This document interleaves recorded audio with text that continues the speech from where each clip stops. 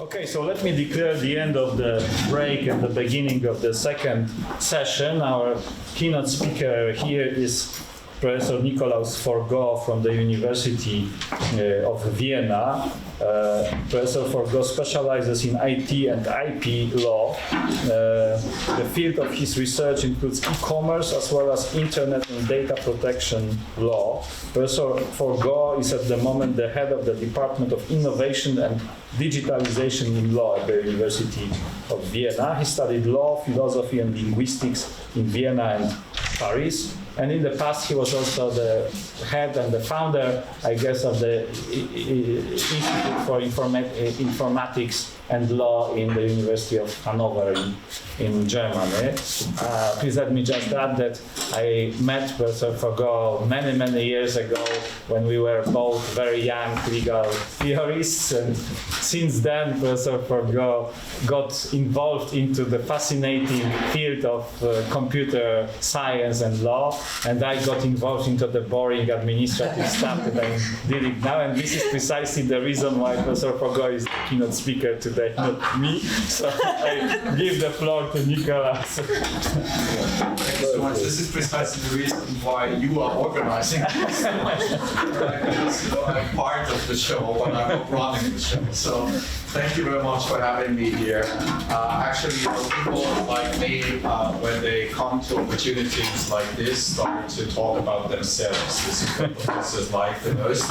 And so I need to start to talk about myself at the beginning, but as this is boring, I've brought a little film with me that you can see on the right side of the screen. So what you see here is the University Championship in robotics and sumo in Japan. So all of those are robots. All of them follow the very simple rules of sumo, which is try to get the other one out of the ring. And this is done every year in Japan. And I would just, when you listen to me, suggest to you that you imagine how this sumo fight would look like if each of those little robots had a size which would be 100 times larger than this one here. Important to say, each of them run autonomously, so there is no person doing this, it's the machine per se.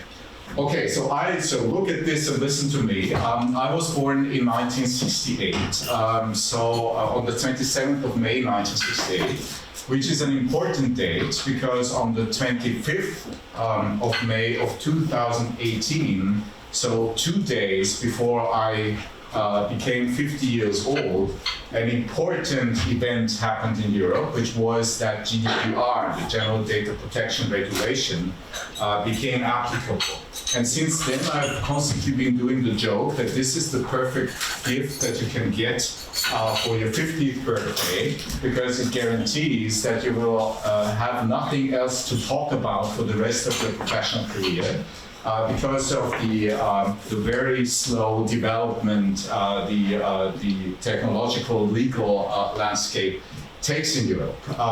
That was true in May 2018. Since then, I'm not that sure any longer whether this is really the perfect birthday present. But I will talk a little bit more about this in the further process of this speech.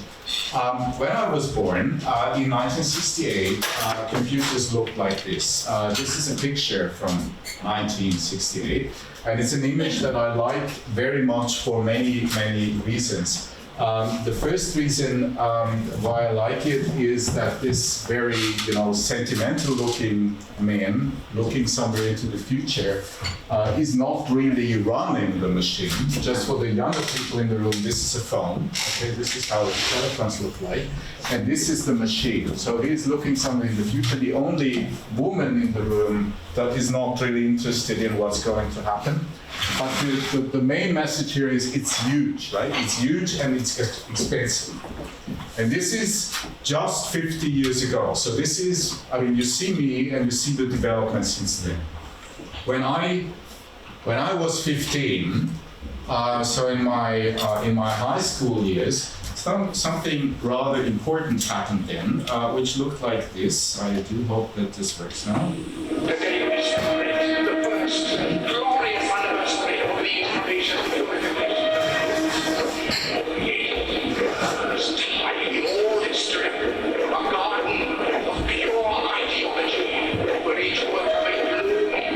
secure from the pests, again complicated. Communication, of course, is more powerful than any fleas. What are we on earth? We are one people, with one will, one resolve, one cause. Our hands shall talk themselves alive, and we will them with their own cause. We shall prevail. On January 24th, Apple Computer will introduce Macintosh, and you'll see why 1984 won't be like 1984. So this was a spot that was screened in December 1983. The claim was 1984 won't be like 1984, and the machine that was advertised with this looked like this, right? So this is the machine we are talking about. 2 or 3 important innovations. One is the mouse. The second one is it has a floppy disk, 1.2 megabyte storage capacity on one of those disks, by the way, less than each of the pictures that you take today needs. But the important thing for people like me was then, this was something you could afford, right? Many people could afford this machine, and many people could then have some kind of basic computer power at home. And it's interesting that exactly in this year, even exactly in this month, so late 1983, when this advertisement was screened, the German Constitutional Court had to deal with a very specific case, which was about the German public census then in 1983, run by forms that looked very much like this. This is the form, a lot of paper, very few information, a lot of paperwork that needed to be done. And however, that was the moment when the German Constitutional Court, one could say found, one could also say developed a new constitutional right, a fundamental right, which is the right to informational self-determination. In 1983, the German court then said that there is a necessity to establish this fundamental right of informational self-determination, because individuals need to be in the possibility to ascertain who knows what about them. And if this would not be guaranteed, so in a social order in which individuals can no longer ascertain who knows what about them, this would be not compatible with this right to informational self-determination, which is an elementary prerequisite for the functioning of a free democratic society predicated on the freedom of action and participation of its members. The problem, however, for the Constitutional Court in Germany in 1983 was that there was no such thing like a fundamental right to informational self-determination in the German Constitution, which came from 1949, as you certainly know, no computers developed yet. So what the German Constitutional Court then did was that it found this right to informational self-determination in the very heart of the German Constitution in Article 1 and in Article 2, Section 1 of the German Grundgesetz, the Constitution. And Article 1, just to remind you, is about human dignity. It's the principle human dignity is inviolable. So this right to informational self-determination from 1983, when I was 15 years old, was founded and was established in the core, in the heart, in the center of the German legal system, in Article 1 and Article 2 of the Grundgesetz. Since then, obviously, machines look very different and forms look very different. However, since then, and this is probably the first claim that I would like to make in this argument, since then, one basic principle has not changed. And this principle has something to do with GDPR that I already mentioned. What I would like to share with you in the next slide is the first comment that I ever read on one specific right that was introduced by GDPR, which is the so-called right to be forgotten. The idea behind that was that Europeans should have the right to be forgotten by machines. That was a rather weird concept for non-Europeans and anti-Seen. And one of the commentaries that I read very early about this is this one here, as an American academic writing about the right to be forgotten. And the first sentence or the second sentence that you can read in the abstract is this one here. Europeans have a long tradition of declaring abstract privacy rights in theory that they fail to enforce in practice. And my impression is that this is, in a way, the guiding principle of my personal career and my personal life. And I would like to share this frustrating experience with you in the next 20 minutes. By one statement to add, which is this. This is how computers look like today, when I'm 50 years old. This is a screenshot that looks, in my view, very similar to the one that we saw before from 1968. It's again two men, unfortunately less elegantly looking like, but still two men, no women, still huge machines, right? The major difference is this is no longer owned by the state. That's difference one. Difference two, those machines are no longer in Europe. The screenshot that you see here is from a YouTube video in which Google explains why it's safe to use Google storage capacities using Google Cloud services. And the reason why this gentleman is in this film, he wears a uniform. I don't know whether you see this. He wears a uniform, and he doesn't talk during the whole video.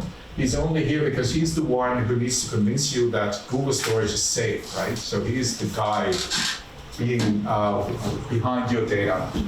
And still you are not really, 50 years later, you are not really in control of what happened. In between this, so between my birth and my 50th birthday, there was a short period of anonymity, I would call, something which was weird, and which started somewhere when I was 25, and which was like this. This is something I really want the younger people in the room to listen to in its whole length, because what you hear here now is a modem trying to connect to the internet somewhere in 1995 or so. And this is what you needed to do if you wanted to get access on the internet. And this is important because, in my view, this is the so now you are online, right? It's 26 kilobit or something per second. Terribly expensive. You could not use your phone. You needed to be in front of the computer, and so on and so on. But this is another second important moment in my life. So the first one was somewhere in 1983 when I first had the computer, the personal computer. This is the second important moment. This is when you first had the internet.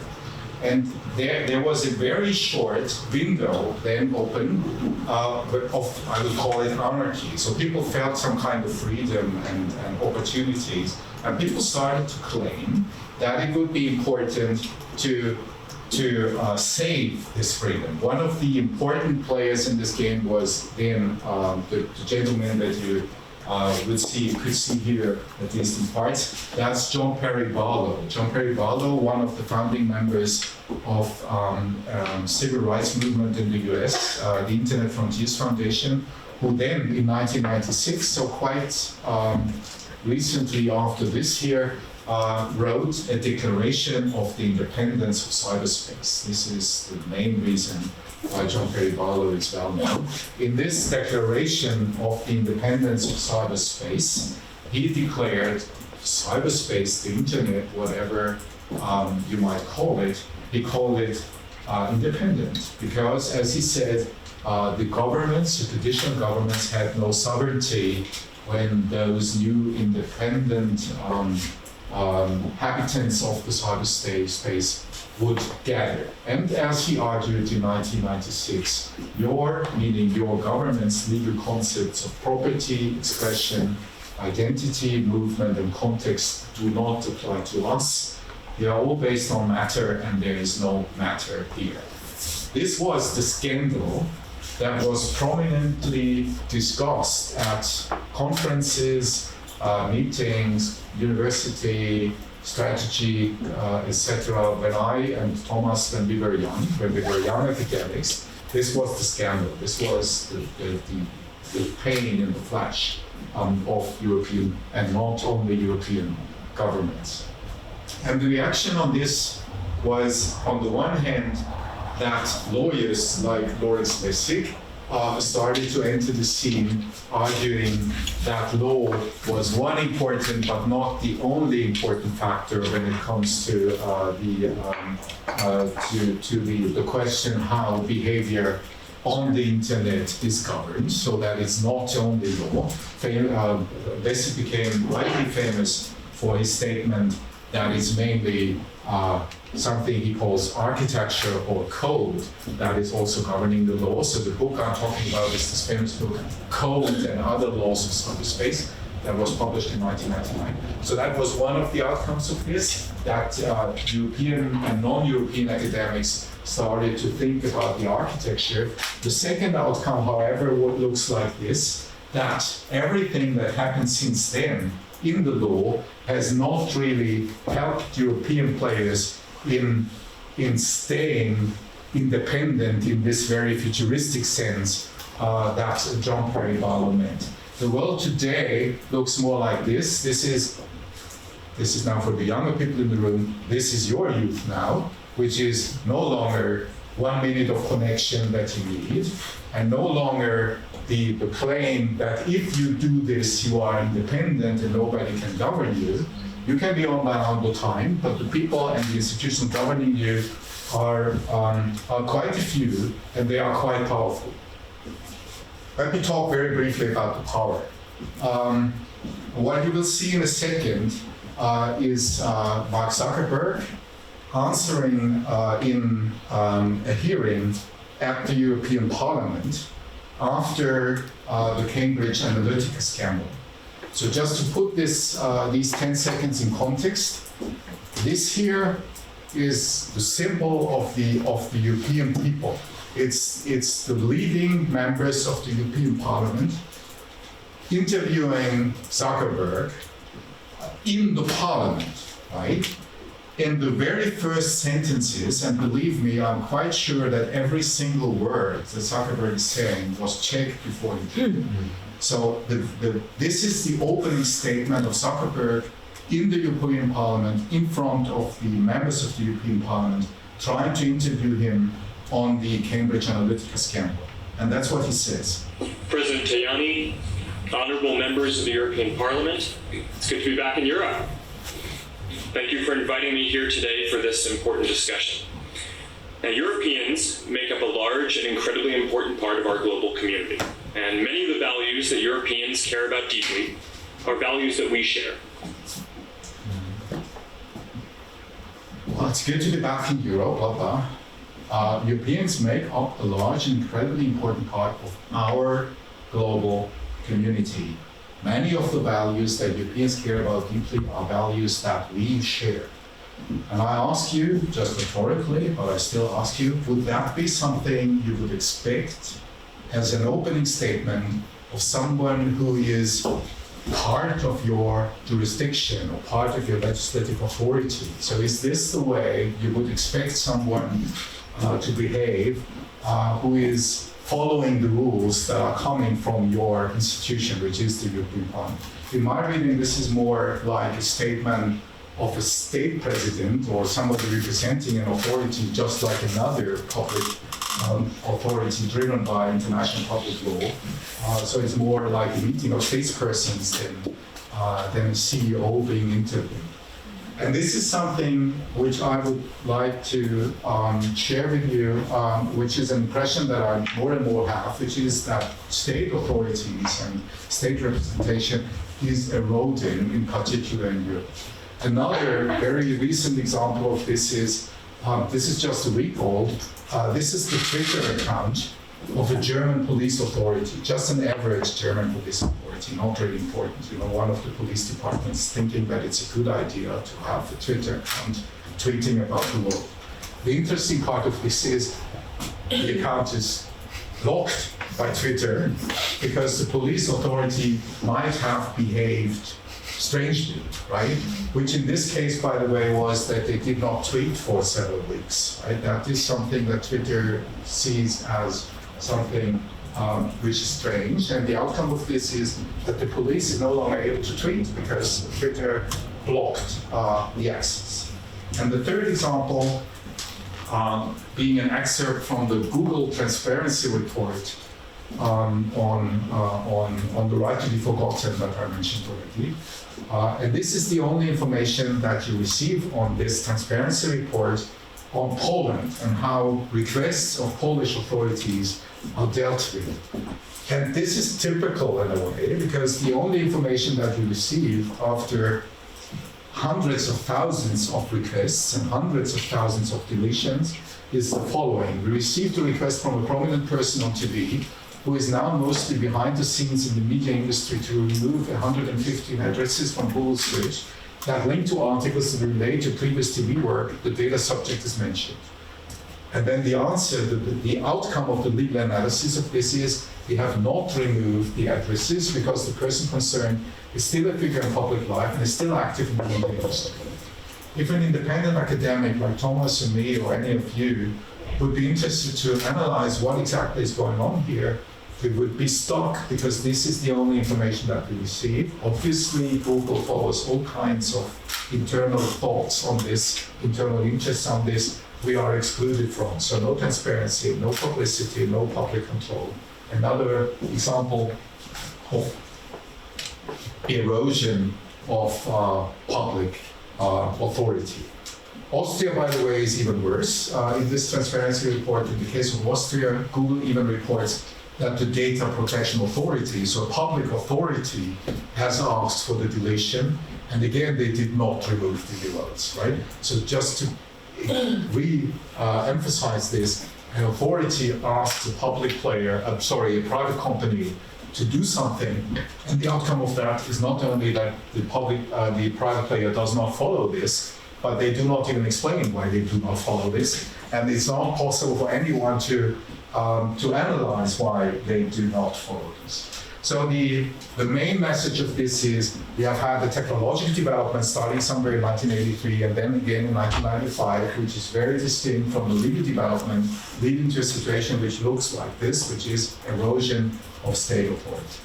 I could go into some details on this, I will not go for time reasons, but I will share with you how my reading is of how the European Commission, the European legislator, has reacted on this since 2010. So in your younger people in the room's lifetime.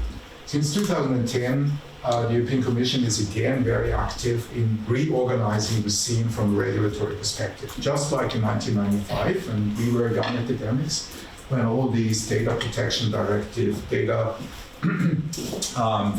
electronic communications packages, electronic signatures, copyright, and all these directives and e-commerce entered the scene between 1995 and 2000. We see quite the same now since 2010, starting with something which was then called Digital Agenda in 2010, coming with one major argument, which is Europe is technologically behind. We need to speed up, we need to be better than this. And 10 years later, now, in 2019, the upcoming president and now active president of the Commission, Ursula von der Leyen, is still of the same opinion, which is we need to speed up and we need to do this by regulatory means. In one of the very few documents that are publicly available at the moment about what we might expect from this presidency and from this Commission, this one here has rather strong claims to make on the digital agenda, now saying that it may be too late to, this is von der Leyen speaking now, right? It may be too late to replicate hyperscalers, meaning Twitter, Google, Facebook, and others, but not European companies. But it is not too late to achieve, and now she calls something technological sovereignty. Technological sovereignty. You remember that Barlow in 1996 speaks about sovereignty and that governments don't have the sovereignty among the members of the cyberspace futuristic world. So she speaks again about technological sovereignty in some critical technology areas. One of them being, please remember the robots in my very first slide, one of them being artificial intelligence. And what she claims here is that in her first 100 days in office, so somewhere in March 2020, just to remind you, this is very, very close to today. In my first 100 days in office, she will put forward legislation for a coordinated European approach on the human and ethical implications of artificial intelligence. So again, I ask you rhetorically, what would you expect the European Commission to propose until March 2020, solving the human and ethical implications of artificial intelligence? Third quote from this, she also then states that this initiative is part of a broader concept, which is digitalization and cyber are two sides of the same coin. What does that mean? What does this starts with a different mindset mean? And we need to move from a need to know to a need to share understanding. I must confess, I do not understand anything of this. I've been working in this field now for 25 years. I have no clue what she's talking about. And I would be very, very keen to hear how you interpret this and what exactly this means, again, in the context, as I said, of regulation of the big topics that we have at the moment, artificial intelligence, robotics, and all those buzzwords that you are very familiar with. Europe was behind in 2010. Europe, having a message to deliver, is still behind. These are figures now coming from the European Commission about how Europe is doing in comparison with other major economic areas in the world. So to put this into context, this is part of an official publication of the European Commission. So it's very unlikely that those figures are too pessimistic when it comes to European players, right? Probably or possibly they are over optimistic, but still Europe again is behind according to these figures, and Europe is dramatically behind. Just 2 or 3 examples on this. This is a score that is attributed to Europe by this institution every year, trying to measure the digital skills and the digital fitness of Europe in comparison with other societies in the world. And this is the average. This is where Europe in average stands. This here are the bottom 4 countries, and this here are the top 4. So interestingly, Europe is not in the lead even in its top countries, and Europe is clearly not in the lead when it comes to the average. And Europe has a real problem when we are in the bottom field, right? We are close to Russia here and right in front of China when it comes to digital skills. China, by the way, is of course growing very quickly, whereas Europe, as you will see in a second, is not doing that well. Within Europe, by the way, the same problem like 2010 still appears, which is that we have a clear north-south and west-east gap here. So the northern countries in the lead. This is Poland, by the way, so quite in the bottom field. This is Austria, also not really being one of the leading countries. The leading countries clearly are north and west, right? So it's a big spread still after more than 10 years of regulation. And the average and the bottom is not really doing well, although we have seen a lot of regulations and not a lot of new rules, in particular since 2010, not really having any impact on the economical development. Again, this is the average of Europe. This here is the bottom. And if you take those two, you see no real difference to any of the other big economic areas, including South Korea, Japan, and the USA. So although we do a lot in regulation, since 2010 in particular, no real outcome in the hard figures, and more importantly, more and more of trends that Europe is losing. These are the top 15 IT players in the world in 2018.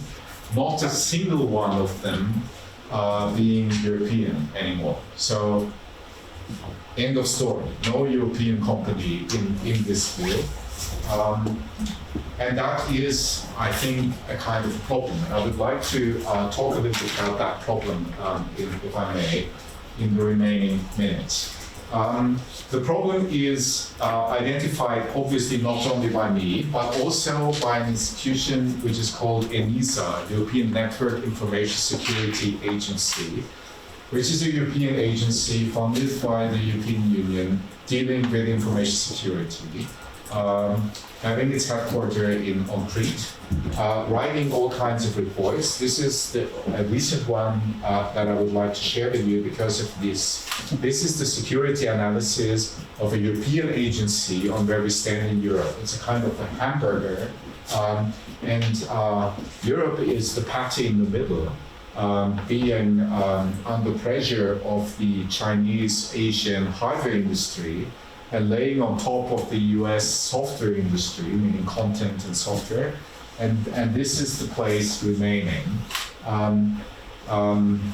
where all the regulations that I could speak about here play a role.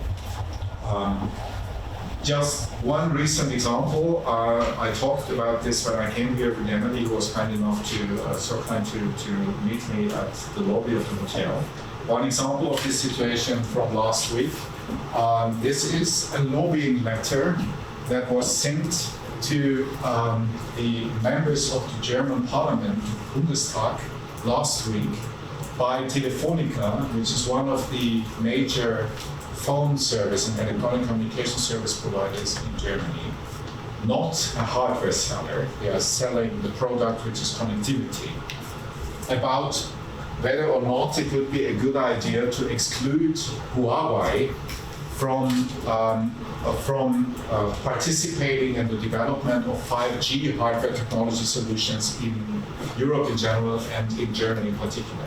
So what you see here is a lobbying letter coming from a European software provider or communication provider lobbying for a Chinese hardware provider to still use Huawei products, because if that would not happen, the costs of not having Huawei would be, according to this letter, 55 billion euro just for not using Huawei, and a delay in getting 5G on the consumer market of at least 18 months.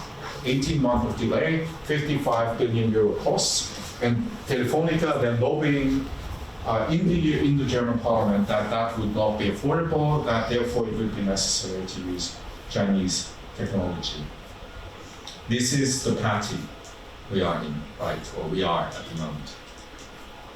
So, the legal development with this, so this was now more what I see from my personal history and my biography. The legal development of this, however, as I said, has been very active, in particular since 2018, but as I would like to argue now, very, very disconnected from the technological and the societal environment. And let me just stress this a little bit further by GDPR, which, at least in the legislations I'm familiar with, had a huge impact on the understanding of data protection law, in the sense that suddenly data protection law and this right to informational determination and all the things coming with this suddenly became part of the day-to-day communication. Which was very funny for me, because when I started my academic work, I was, a rather weird person, somewhere close to, very strange things I was working with, and suddenly everybody started to talk about this. As I said, in particular since 25th of May 2018, because there was this huge new law arguing that it would be one continent, one law, fit for the internet, and one size fits all approach, coming, not really fulfilling any of these promises, as I would like to argue if you want me in the debate afterwards, but coming with huge fines. So the main change is this one here, higher penalties and higher fines. That were seen. All the rest is not true. Not internet fit, not one continent, one law, not really one size fits all.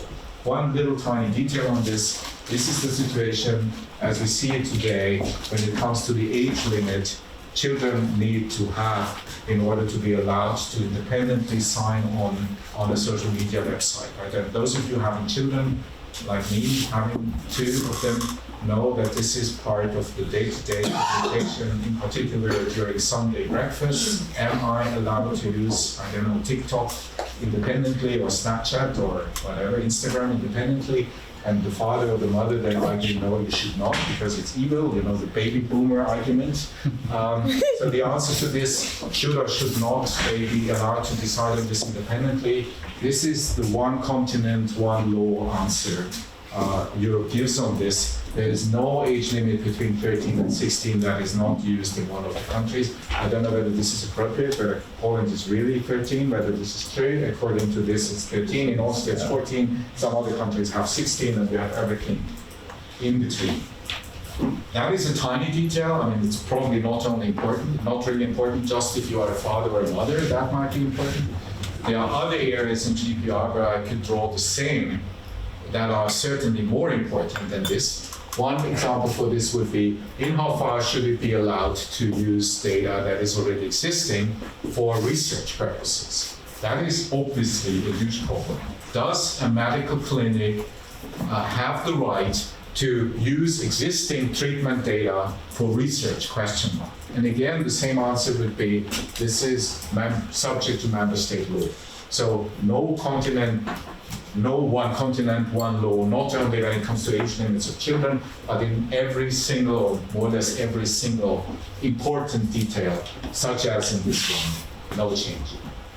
And that caused some kind of crisis. You know, on the one hand, these fines and this complexity and this irrelevance produced some kind of GDPR crisis, I would say. And that is one of the very last arguments that I would make. The word GDPR, or its German translation, which is Datenschutzgrundverordnung, was elected in 2018 in an election by a scientific society as the worst new word in the German language, as the least popular new word in the German language, so the no-go word in 2018, because of this, you know, crisis that I'm describing. So this is the reasoning of the jury, roughly speaking, saying it's bureaucratic, it's expensive, it hits the wrong people. The reaction of the European Commission on this was the following. The Commission came up with, or on this trend, not exactly on this, but on this trend of crisis, looked like this. This is a screenshot from a policy paper of the European Commission, again, about why GDPR was a success. This is the attempt of the Commission to explain to us GDPR is a success story. It's not true that it should be the least popular word. It's a successful attempt of the European legislator to solve the problem. I'm quite aware that you can't read this. This is on purpose, because I want to ask you rhetorically what you think that this might be. You see, it's a kind of a fever curve here that you see. And the purpose of this paper is to explain why GDPR is a success. So what could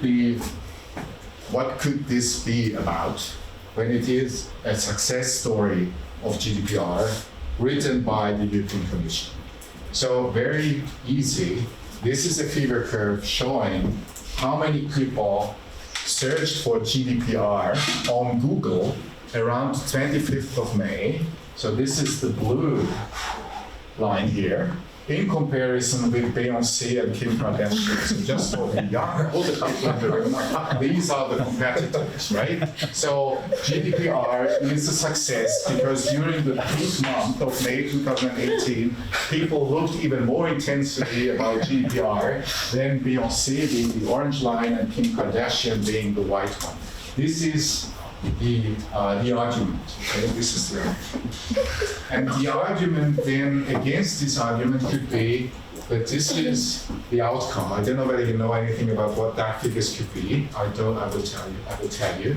This is the amount of pages in the Austrian, just in the Austrian official journal, trying to translate GDPR into the Austrian national system. 331 pages of national law implementing this into our legal system.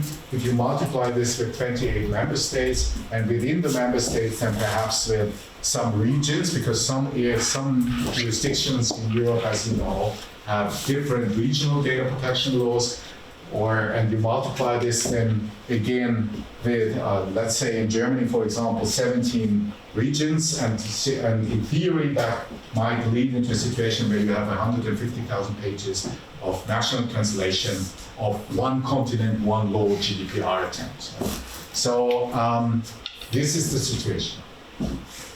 And my lesson to this is, or my message to this is, I have a bet with myself, which is that I show this slide now for more than, I think, 5 years in every single presentation that I give, because it always fits, and it's the only message, which is we are failing in Europe with the legislative approach that we have been choosing for the last 15 or 20, I say 20 years, because the laws become more and more complex.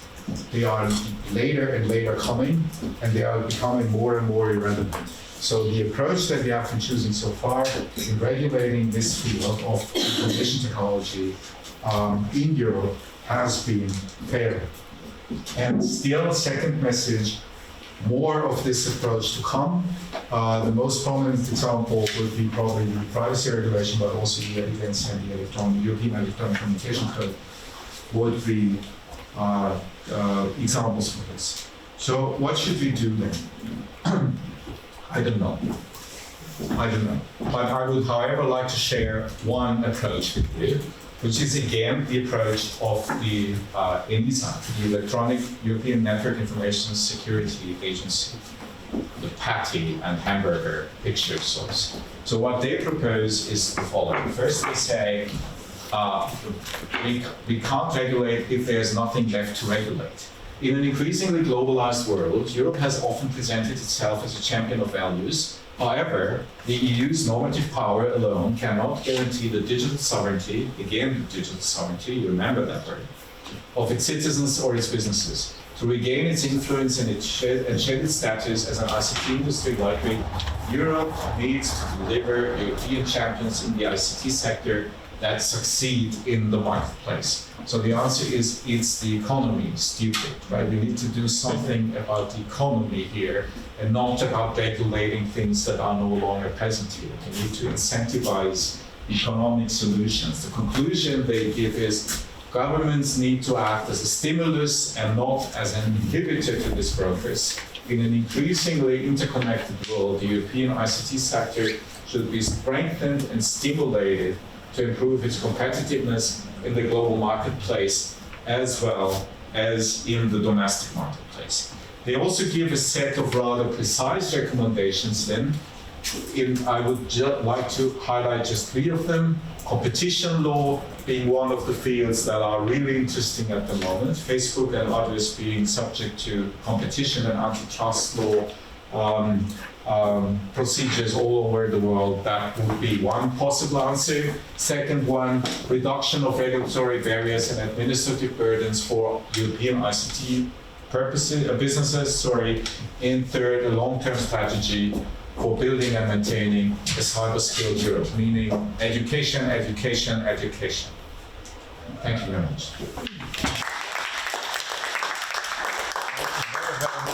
Nikolaus, for a fascinating speech. I opened the Q&A part.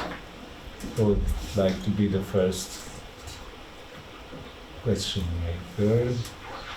So I will be the first. So did I understand correctly that you would agree with this suggestion by ENISA that the lagging behind of Europe in terms of technological development and, let's say, economic success of this kind of industry in the global market is it's mainly due to this over-regulation, mainly, on the basis of European law, because I understand that, this is actually.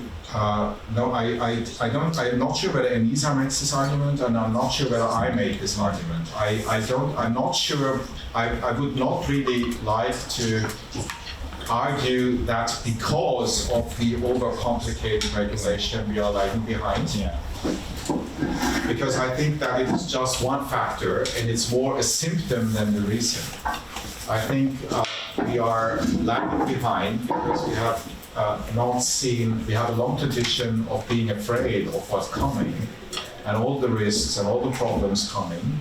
And one of the symptoms of this is that we try to mitigate those risks by legal means, such as the GDPR, which is a huge instrument, but not hitting the right target. So GDPR, I think you can only understand GDPR properly if you understand that the main target of this is Facebook and Google.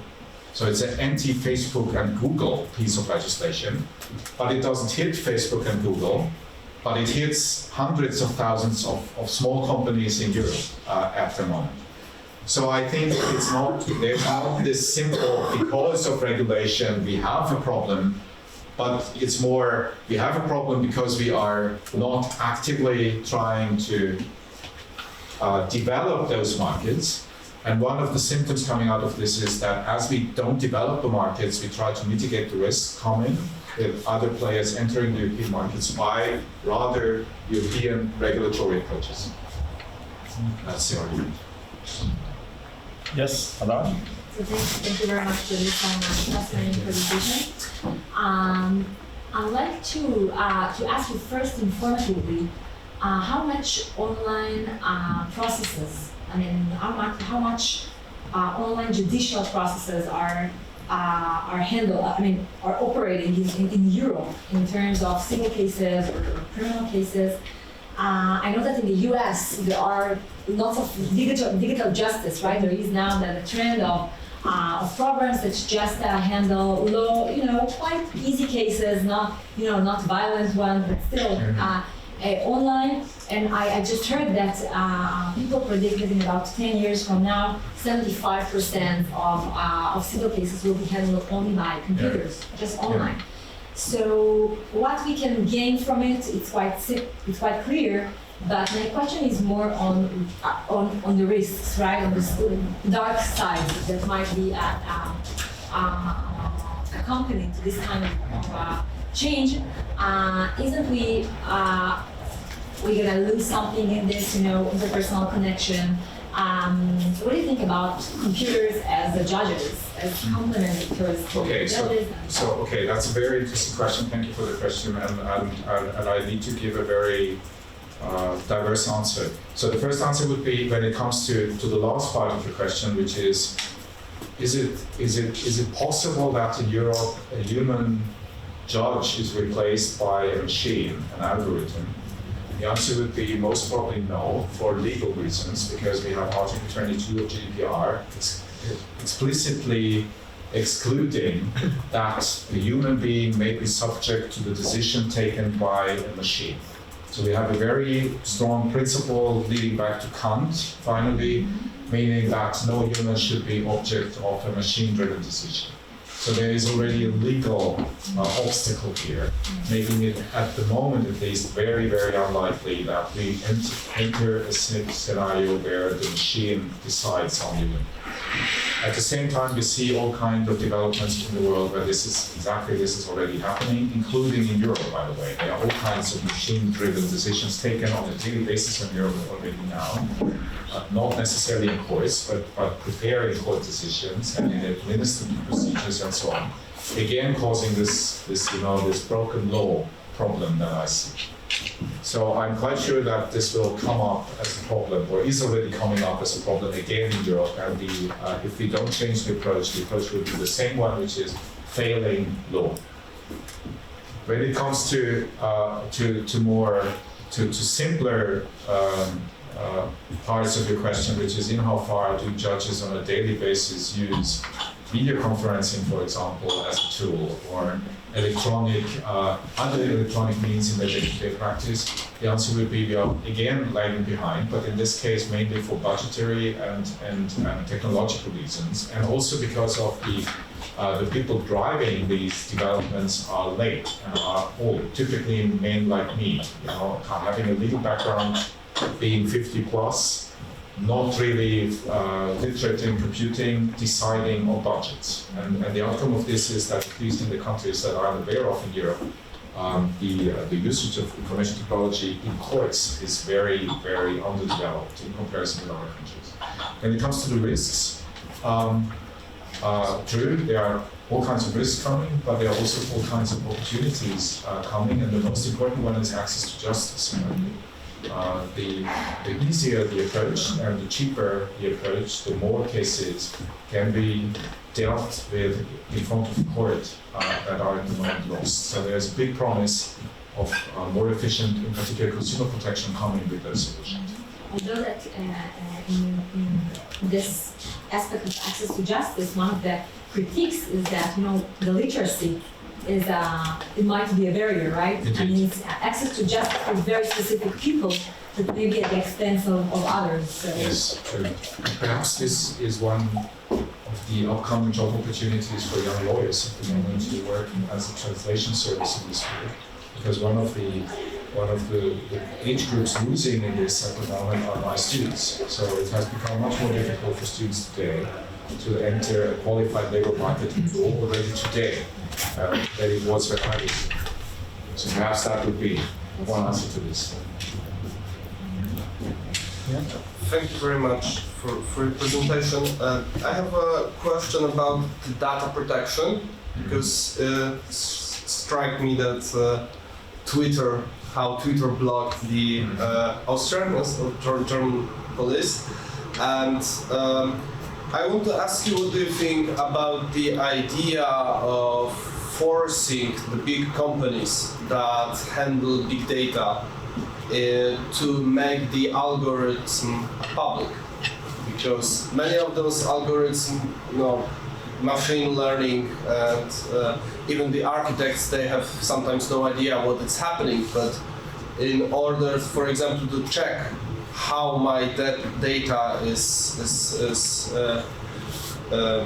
transformed and sell to other companies.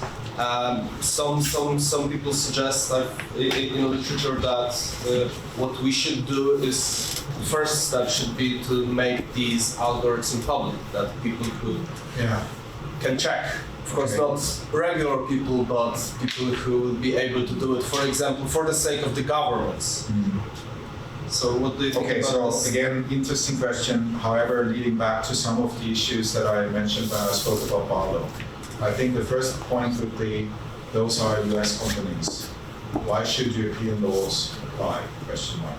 We have a quite long tradition in international law, which is the law of the home country of the company should apply and not European law worldwide.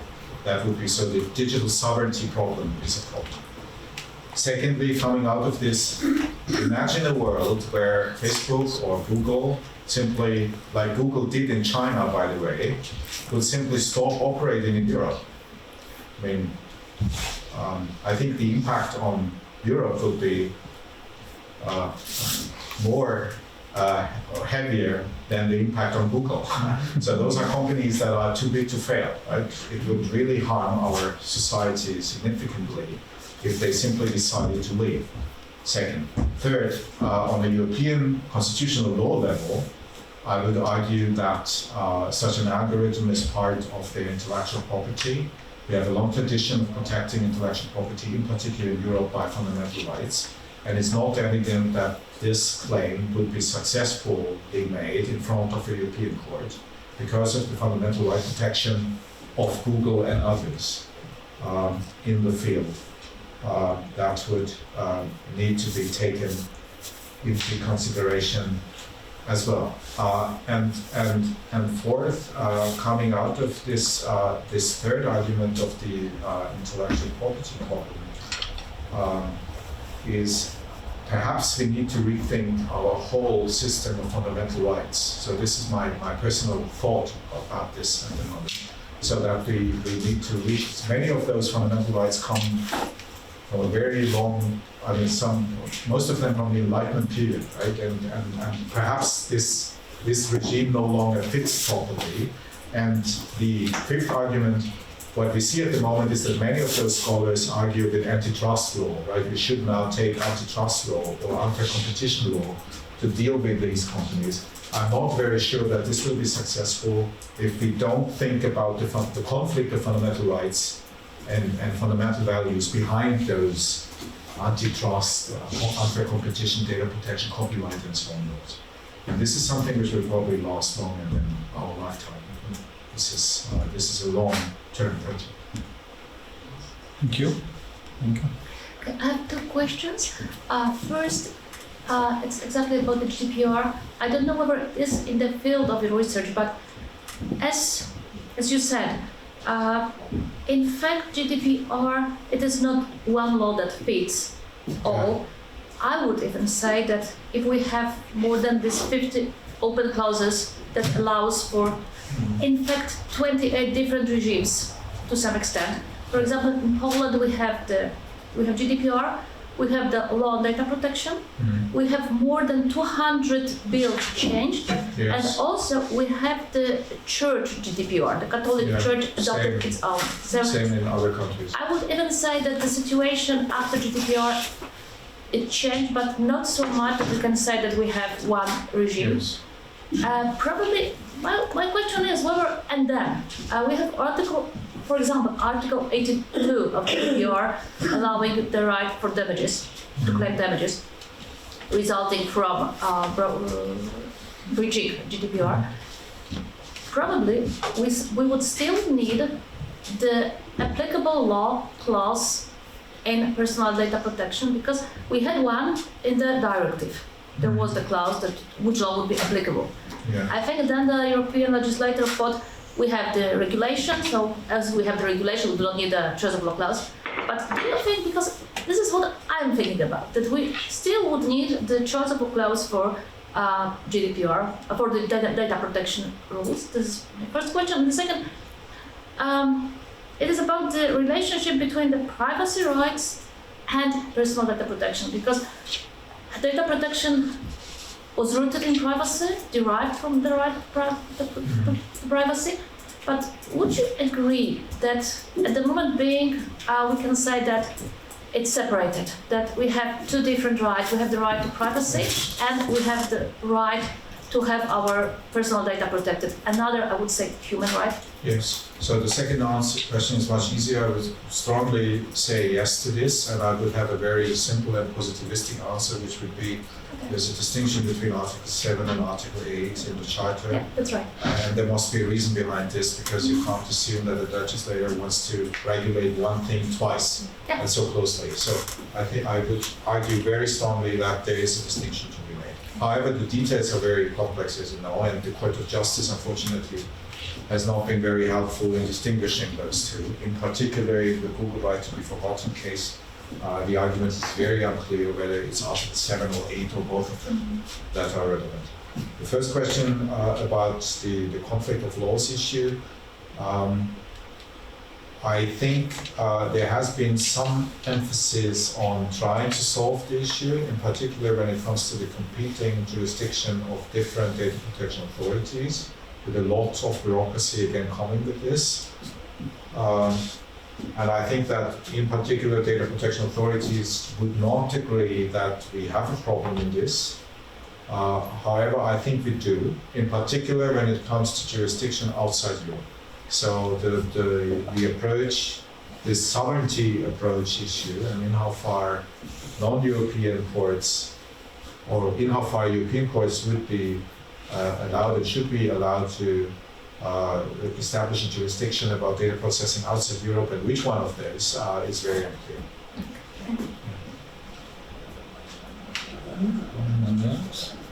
Yes, Michał. Thank you very much for a very interesting presentation.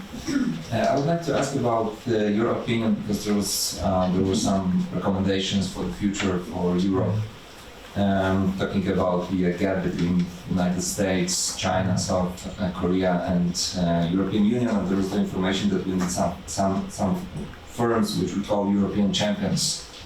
And my question is, do you think that the better way is just reducing barriers to create this European Silicon Valley, as we can call it, or it is more the situation that we should follow the path of China for building this strong public policy using the public funds, using the public procurement to create this European champions, which can help us to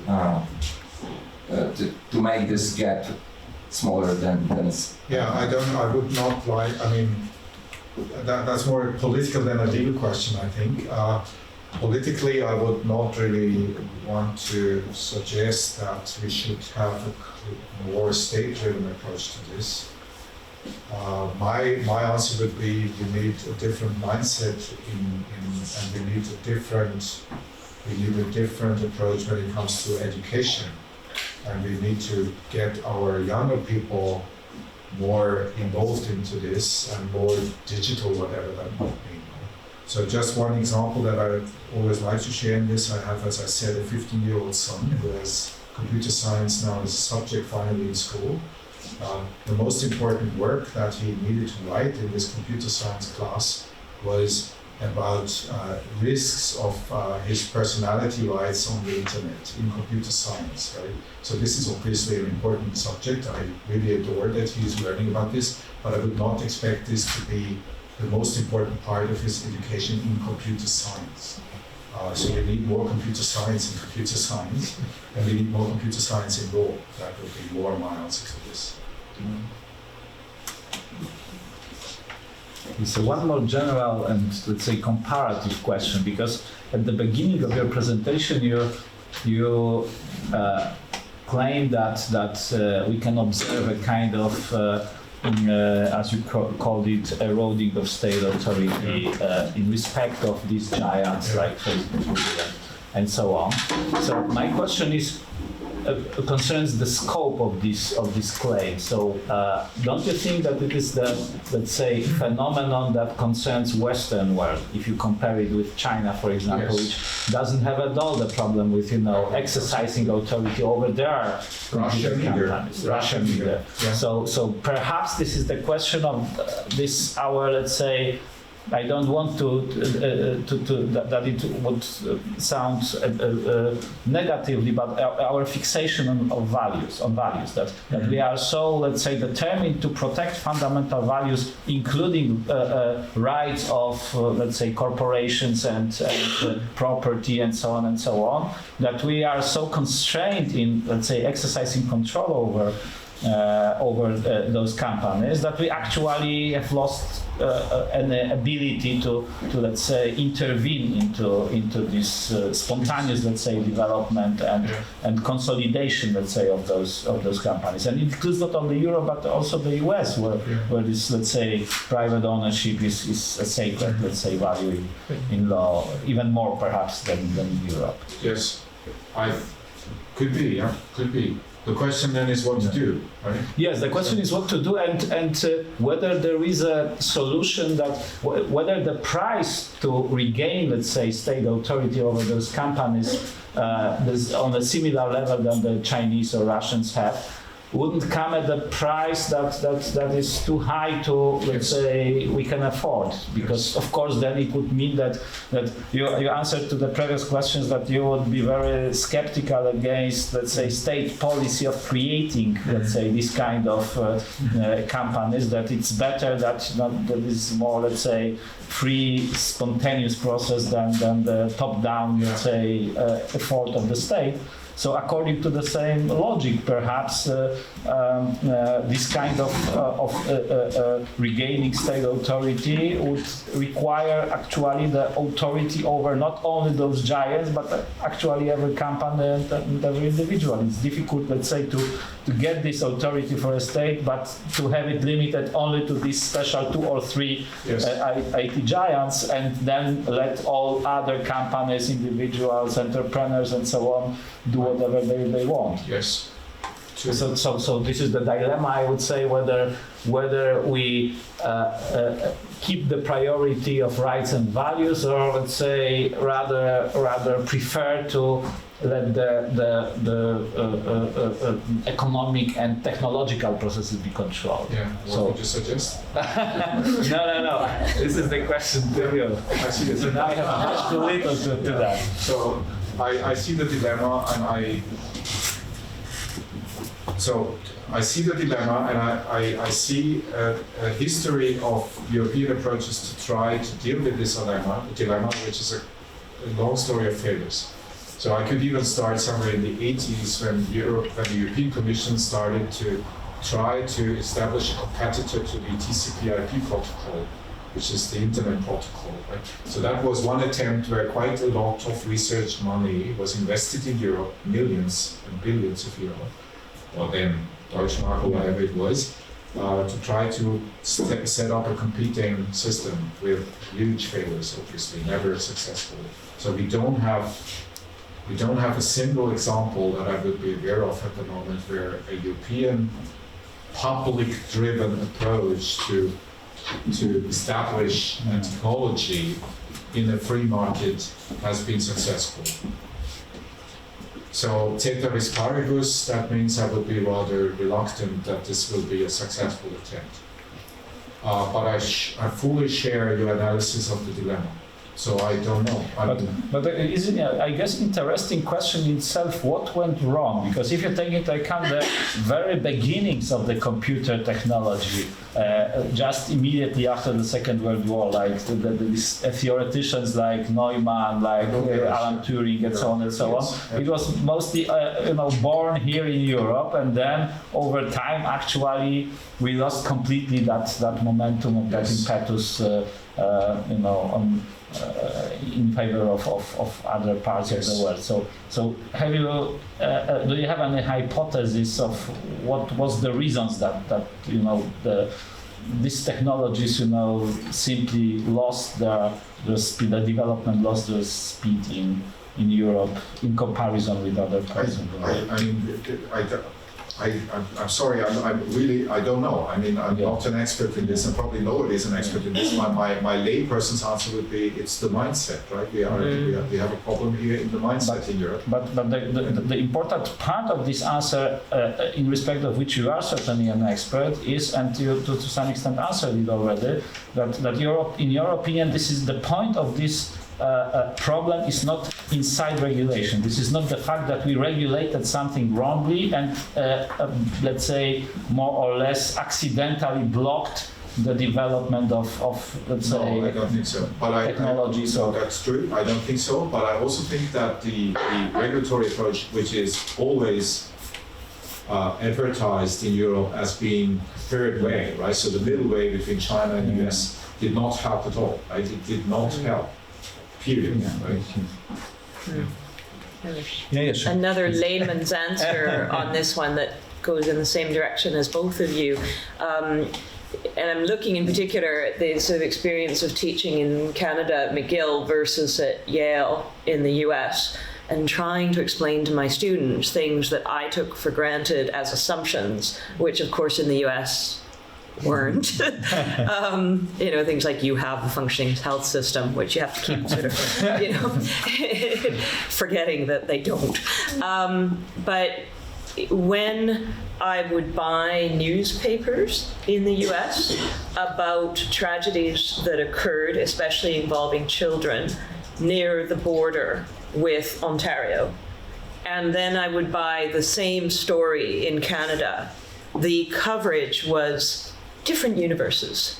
The photographs you could show, even, were different universes.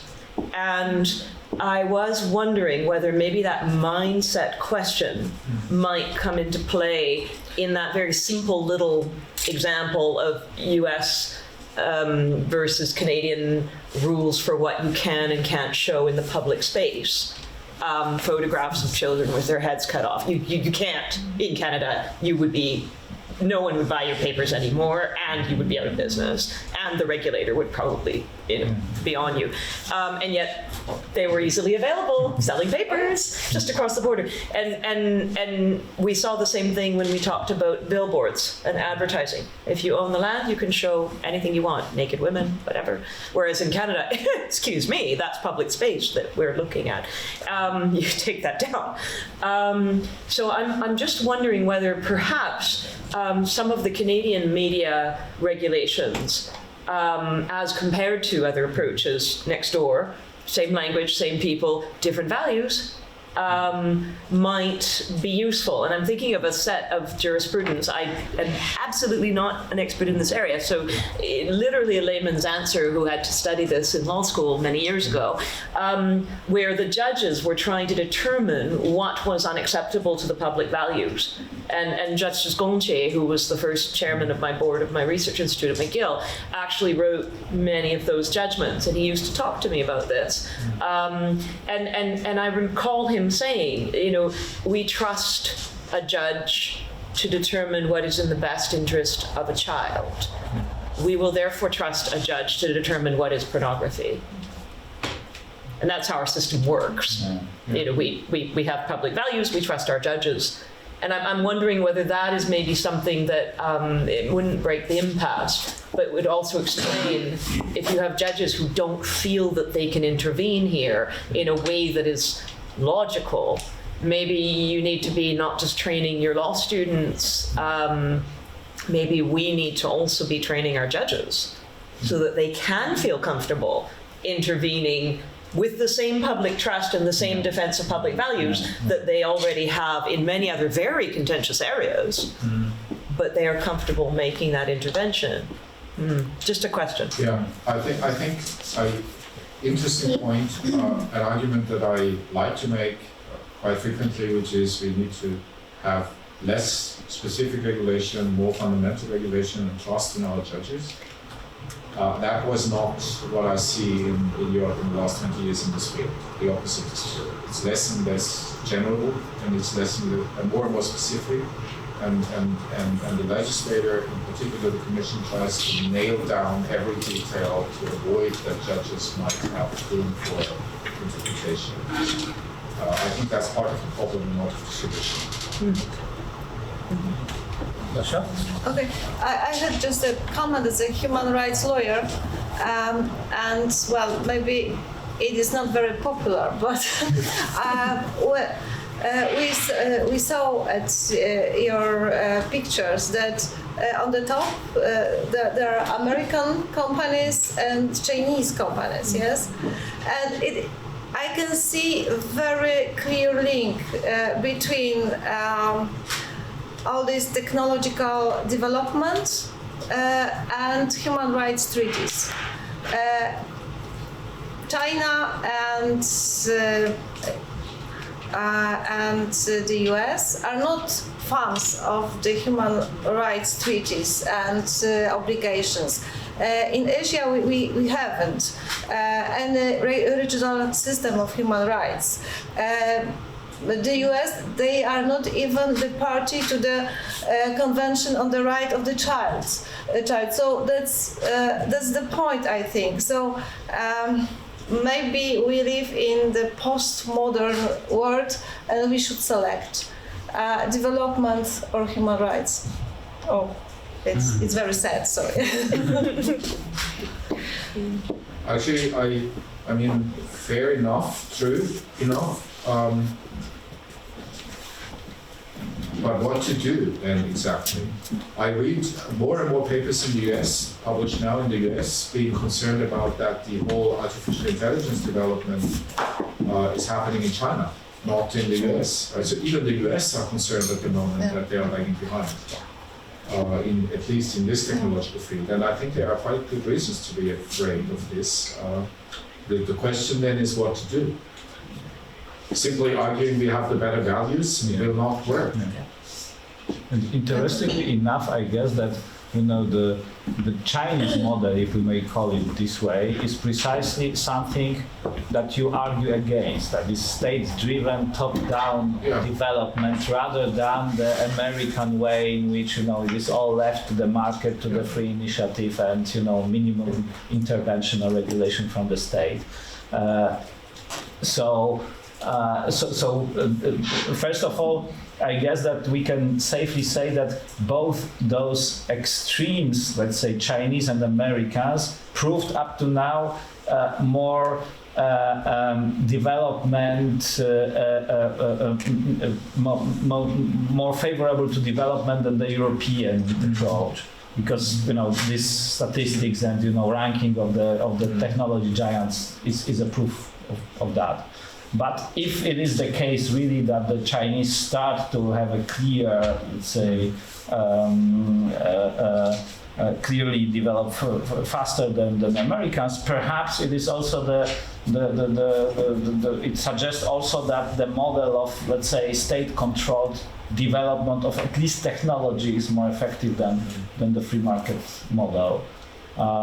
Which means that that lack of the regulation is probably not the key solution. So it is not over-regulation certainly, that because China is certainly, let's say, not less regulated. Of course, it's a completely different regulation based on completely different axiology. That's obvious, but nonetheless, it is certainly very detailed, in a very detailed way regulated. Everything that the entrepreneurs are allowed to do, or and the scope of freedom is much narrower.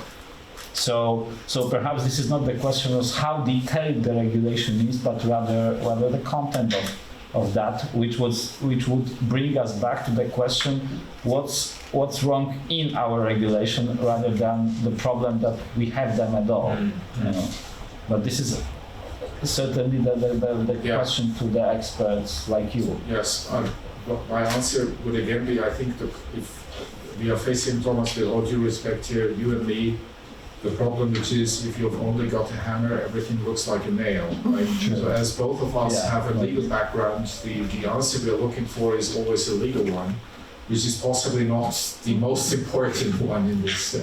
So perhaps China is simply good because it's not only because of the regulation, but it's simply because of the size and because of knowing where the priorities are, and having now a long history of growth and all these that Europe doesn't have. So economic answers, plain economic answers, that would argue for that, and also perhaps in the US, right? I mean, 50 years of dominance, worldwide dominance in the field is something you can build up on, right?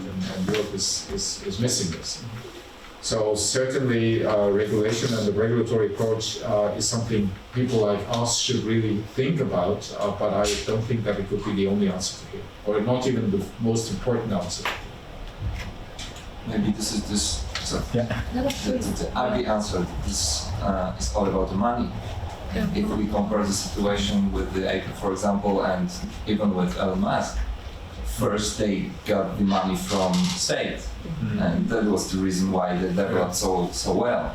And if we are looking at the Chinese company, they just receive money for this because they are the state of the company. But this is something that I include into my meaning of regulation. So the regulatory framework in which you can apply for money from the state to start up certain activities which are promising and so on. It's a part of this regulatory framework that I have in mind. So in this sense, and this is the answer that I wanted to give you to your response, that of course regulation is not the only solution or even the leading one, but all the other processes, economic processes, the mindset that we talk so much about, are not independent of that. So they are not appearing like out of the blue, but they are some reflection also of how society works based on this broadly conceived regulatory framework that somehow manages all those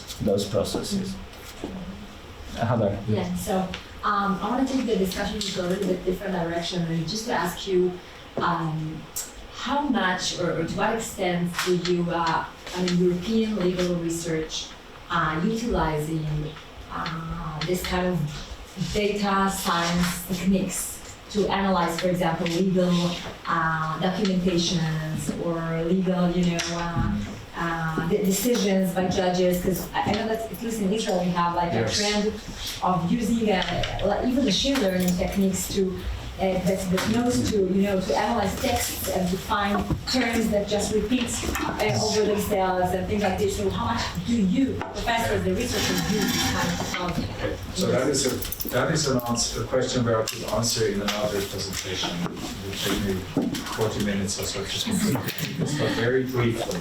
So first point, we have a buzzword wave also in Europe coming with this, called legal text and digitalization and blah, blah, blah.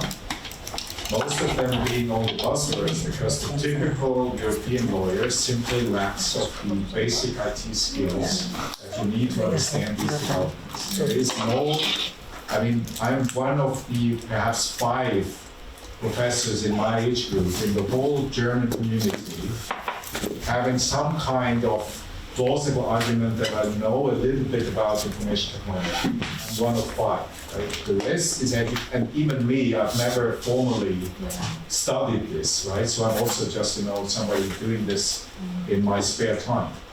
All the others are specifically trained in their legal field, not having any skills in the other domain. So there are plenty of people talking about, how important it is to do interdisciplinary work and to get computer scientists.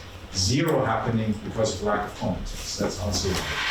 Very different in Israel as far as I get to see. So then we incorporate courses in the first degree. Indeed, of the I know. And this is really important. This is really true. Not happening in Europe, not even now, right? And one of the reasons is because the people don't understand. It's simple. If I ask in my faculty who's going to teach computer science for lawyers, there's not a single one knowing this. And the computer scientists tell me, listen, law is interesting, but it's not really where the show is at the moment, right? So why should we deal with law, right? So that is a real problem. Second answer to this, because of this, the typical field-driven approach in Europe again starts to be dominant. There is even a law now in France bringing you in jail, 5 years of jail, if you try to write a computer program identifying a judge and comparing the decisions of this judge in comparison with other judges in the field. Right? So not only it is not made, it is even made illegal to do this because it might infringe these judges' personality rights and data protection rights. So this is the most extreme answer I'm aware of. It's in France. If you want to Google this, Google France and Google Tech and data protection, you will find it. So again, this is a very good example where we are clearly lagging behind in Europe. And Israel, as far as I know, the scene in Israel is very much in front in this field for 2 reasons. First, they have computer scientists working in the law schools, and second, they have a mindset seeing this as a possibility for growth and not as a threat.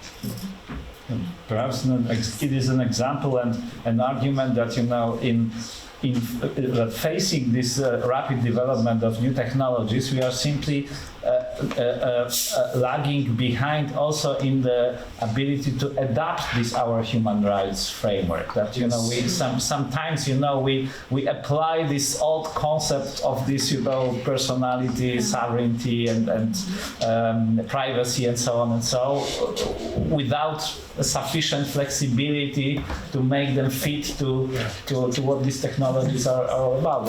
And this is not a question of fidelity to the human rights, let's say, credo of Europe, but rather of the way in which we are doing it, let's say, blindly and not taking into account the differences in the environment in which many of them have to be applied. So perhaps this is a lot of work for human rights lawyers. Perhaps. That's why I'm working. Any more questions? If not, thank you very much.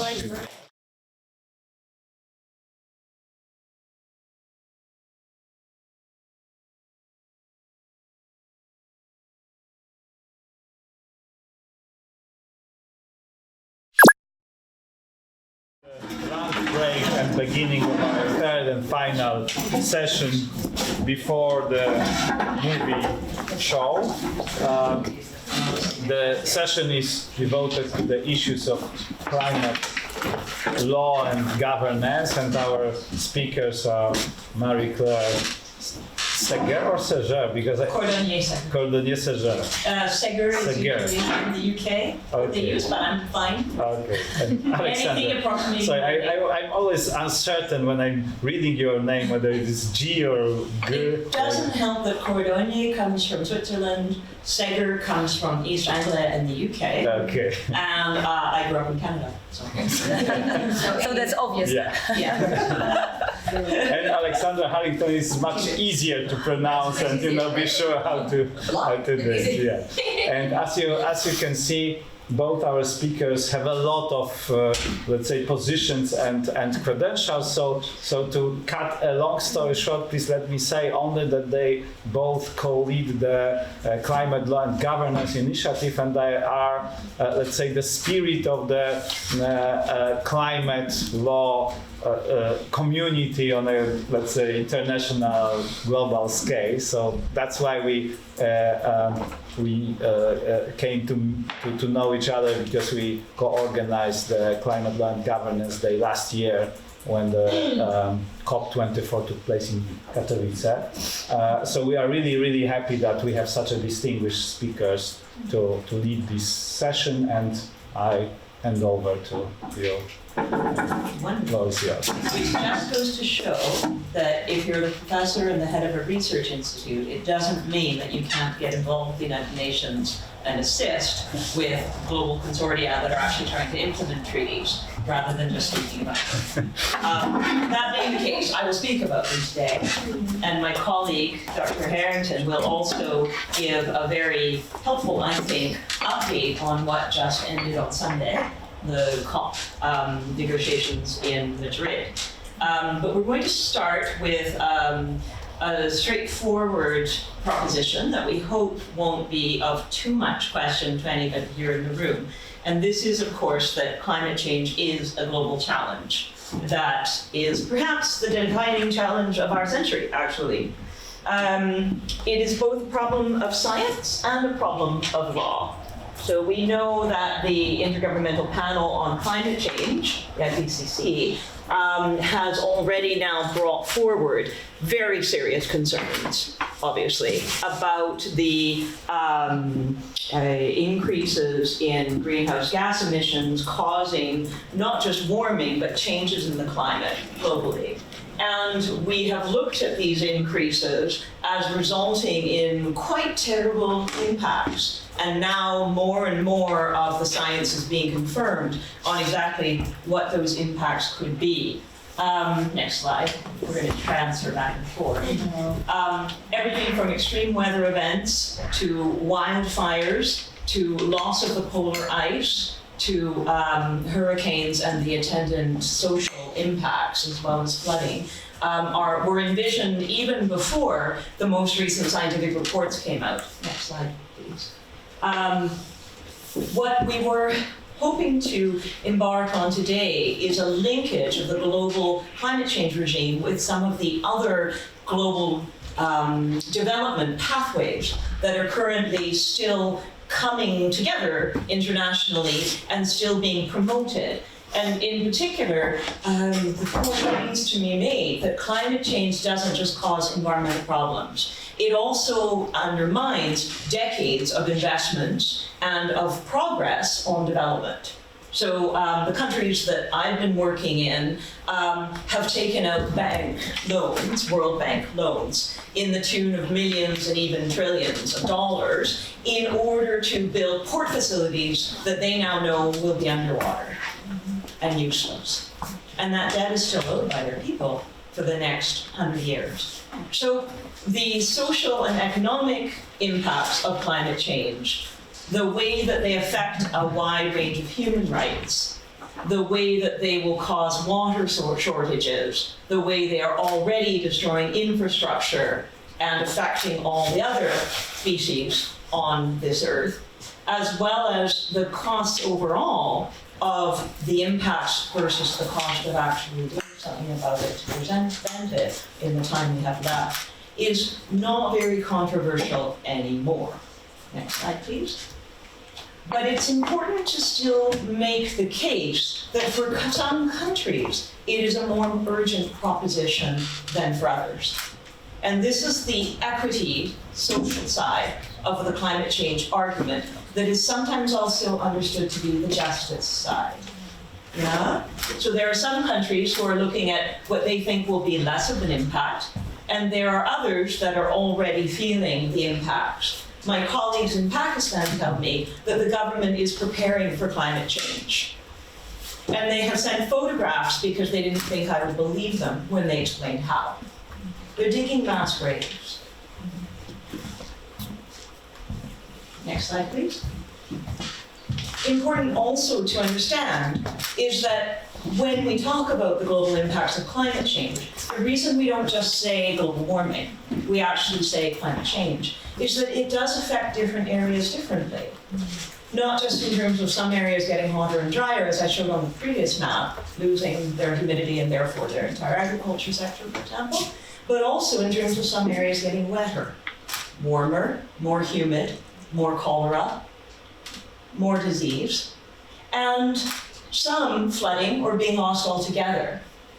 Now, when I do this work with national governments, especially if I'm in a conference with people from all different parts of the country, I normally will bring a map of their own country with the most recent predictions for their country, and then just ask, where does your family live?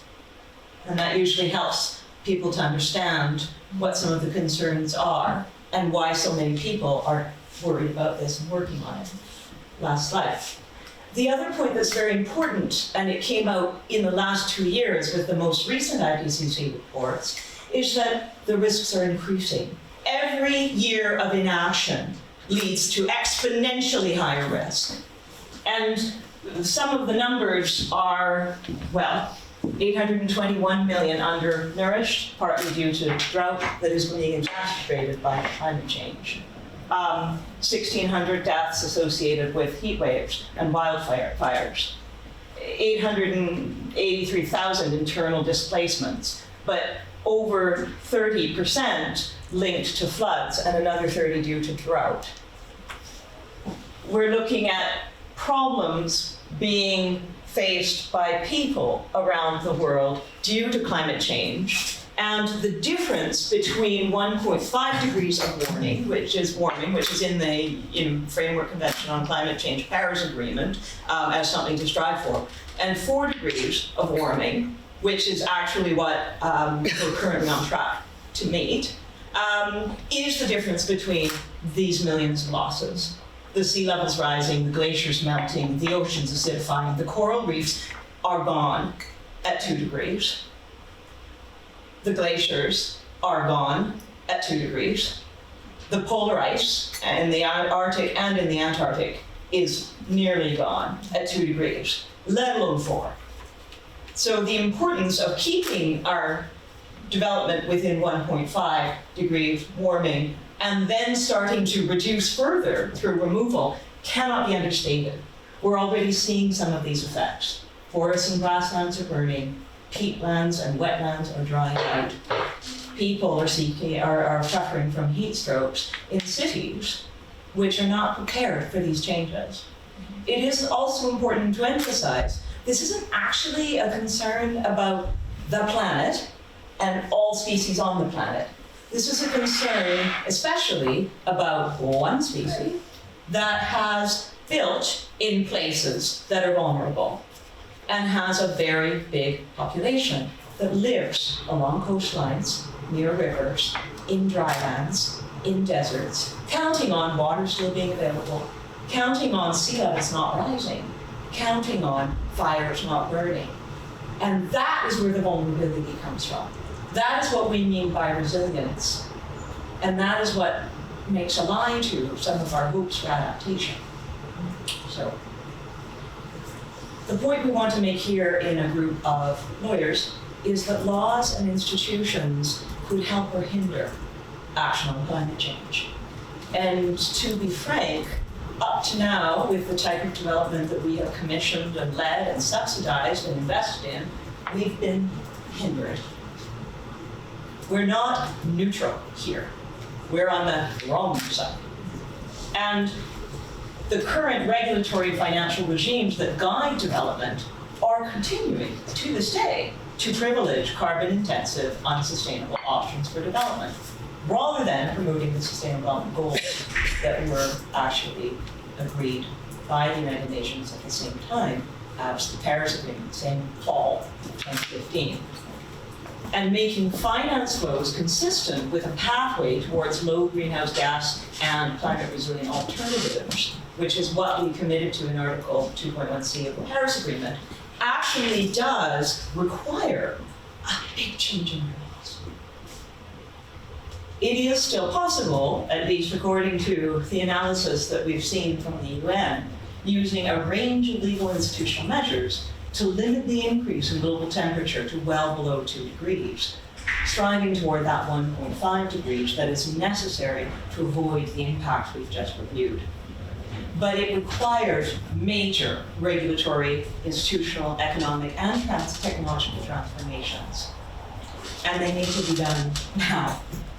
We're out of time.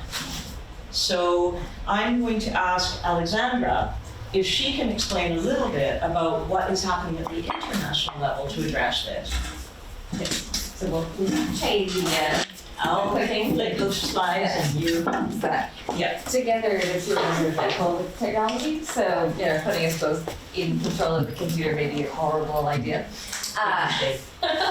Go ahead. So obviously we have, as Greg mentioned, the dual levels. We have national and we have international, and sometimes we even think about it more in terms of local and sublocal. So there are many, many levels that we have to look at in order to address climate change, in order to have a governance system, a legal and regulatory system that works in a way that can now and in the long term provide that we not only stop and get to a net zero, but that we start to cut back and we undercut the way that we emit so that we don't emit as much anymore and we get to negative numbers, which becomes very important.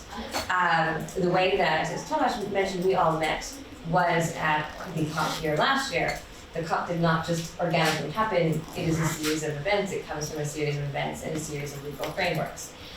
The most important, as you see at the beginning, from 1992, I will not ask how many students would remember that. It would depress me very much.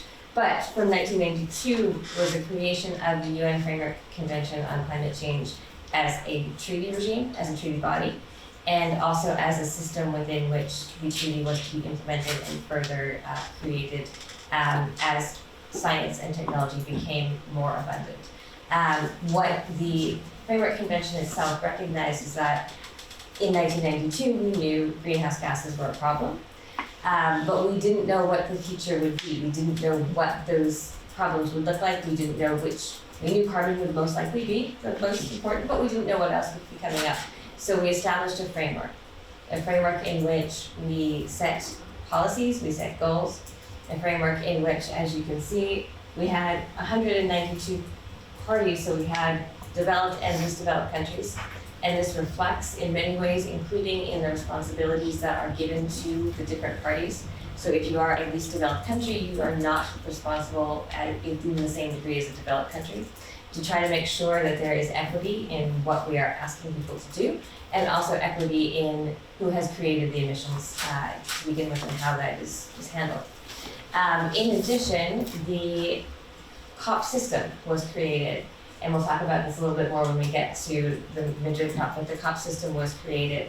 And the COP system, Conference of the Parties system, is something that brings together every year the parties to the UN Framework Convention on Climate Change, as well as many of us who are very much involved in the policy and advocacy aspects of it, to have what has become 2 weeks of negotiations, discussions, and ultimately moving forward in the important steps that have come up over the course of the past year and in the recent future as well, to implement the legal regimes necessary at the national level as well as at the international level. So what we see here is a range of how far we have come, basically. 1997 was the Kyoto Protocol. Many of you will probably have heard of that. The biggest takeaway from that was the establishment of an international system, an internationally agreed upon and accepted system for trading and emissions trading. Those of you who are familiar with the EU ETS system will probably recognize most of the terms in here. That's where the EU ETS had its genesis and has continued to kind of come from. Although the Kyoto Protocol itself has expired, EU ETS has continued on. The 2009 Copenhagen Accords, and yes, each one of these is named after the location in which it was adopted or created. So if you're wondering how we get the names, it's not just pick a city on the map, it's actually something that's quite important. Addresses financing and mitigation and transparency. We see in 2010, we do a big jump to the idea of forestry, deforestation, etc. with REDD.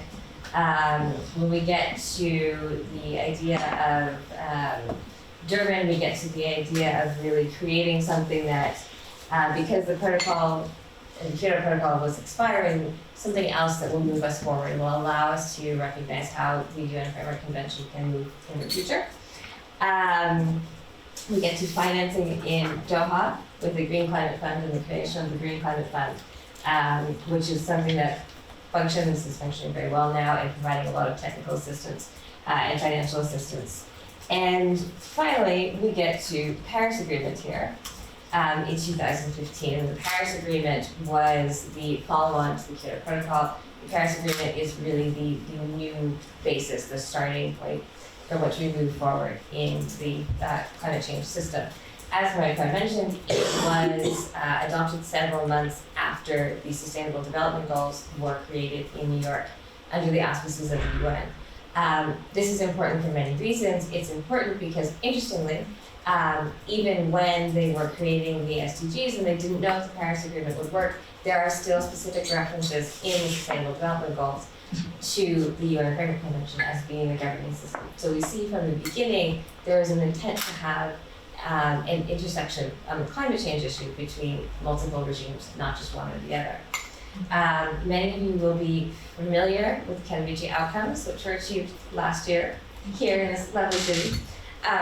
Many things were achieved, but in particular the ideas on guidelines and modalities for implementing the Paris Agreement, specifics on committees and structures, etc., which are very important and which have continued to play out as things that are kind of fundamental to the way that we view the Paris Agreement in the future. And finally, in 2019, we'll talk about this a little bit more, but just finished last week, in Madrid, a mixed bag of outcomes, but ultimately gaps were identified, as well as kind of giving primacy to things like human rights and inclusion of, for example, indigenous communities and vulnerable communities in our climate change discussions, as well as oceans in particular, because as Maria Clara mentioned, we now know a great deal more from an IPCC report this year talking about oceans and the truly devastating situation in which oceans find themselves. Thank you. So the objectives of the Paris Agreement are largely set out under Article 2. So if you look at the Paris Agreement text, which we will not make you do in full, no worries, but you will see the idea of interlinking the global response to the idea of climate change and the threats of climate change with sustainable development and with efforts to move society forward, not bring it back, move it forward and develop in a way that is sustainable. One of the key aspects that we know now scientifically and is of great importance is the idea of controlling temperature growth and making sure that we do not go above 1.5 degrees Celsius in order to make sure that those horrible conditions don't happen. And even then, we may or may not be able to. In addition, there's a focus on climate resilience and the idea of controlling greenhouse gas emissions in order to move on and develop well, and financing to make sure that we do have those types of developments moving on well. We have this extensive book here. I won't take the time to read it all. Thank you. I keep thinking of the slide. Say next one. I know, it feels so fabulous. Anyway, so there is a core, what we refer to as a core triangle of obligations within the Paris Agreement itself. These relate to countries themselves at the national level that pledge to take what we call nationally determined contribution assessments, NDCs, and are able to report to the international community what they're doing, how they're doing it to address adaptation, mitigation, etc. We have some of these in now, we're getting more in. It actually is a violation under the Paris Agreement if the country doesn't turn one in. So this is an interesting method of trying to address compliance in the future, is looking at this type of requirement. But that's one aspect of the triangle. The other two are actions that are incentivized by changes in how we finance flows, how we conceive of finance, how we conceive of technology transfer in the concept of climate change and climate change law, as well as application and science, and generating dialogue between different groups, different disciplines to make sure that this is a holistic concept. And finally, enforcement is the third aspect of this triangle. Enforcement that is based on transparency, largely through reporting processes. So there are multiple aspects of the Paris Agreement that require states to report. Not every year on each one, typically they rotate around, because this is a very large undertaking, and it's understood that this is a very large undertaking on the state's part, but it is still something that is necessary and provides feedback. It allows us, when we talk about global stock taking, it allows us as lawyers, as the policymakers who are involved, to look at how the global community is doing, identify issues, as well as identify country-specific issues. So it is quite normative in many ways. So just to lay out the triangle again, you have climate action being taken by countries, which means obviously figuring out first whether or not you're on track to continue increasing emissions or whether you've got control of your emissions, and also figuring out what you're going to do about adaptation and resilience for the millions of people that live in your country and will be affected by climate change. You've got that backed by finance and technology and capacity and resources that are being provided by the international community as a whole. And you've got it secured by transparency. And it's a pledge and review system. It's not just governments that do the transparency, although peer review is part of it. It's a global stocktake that is informed by trusted international institutions that take a look at everyone's numbers and see if they actually add up. And when they find that the current projections lead to 4 degrees of warming, they bring that to the assembly of 190 countries and they say, what are you going to do? And that's where non-party stakeholders, civil society, have committed to step in. What you see on the streets right now is in the Paris Agreement. That was the promise that was made in Paris by the non-state actors. No, absolutely, and it does highlight the important part of the COP system in terms of having non-state actors present at the COP and present in all year long in these discussions and dialogues, because it's an aspect of international law that often gets lost, especially when we talk about strict public international law, when we only think about it as law between states. This is something where we really do depend on, in this context, science and those with backgrounds in certain areas to fill those gaps. So it's a very important aspect of it as well. Next slide, please.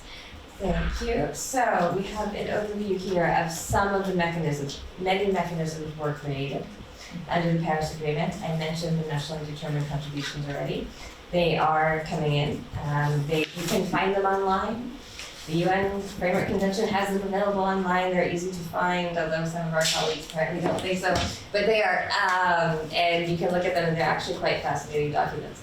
But the way that they are supposed to examine national policies is to focus on a number of areas, particularly those relating to greenhouse gas emissions, adaptation goals and the way that adaptation is done, as well as mitigation, cooperation, and capacity building.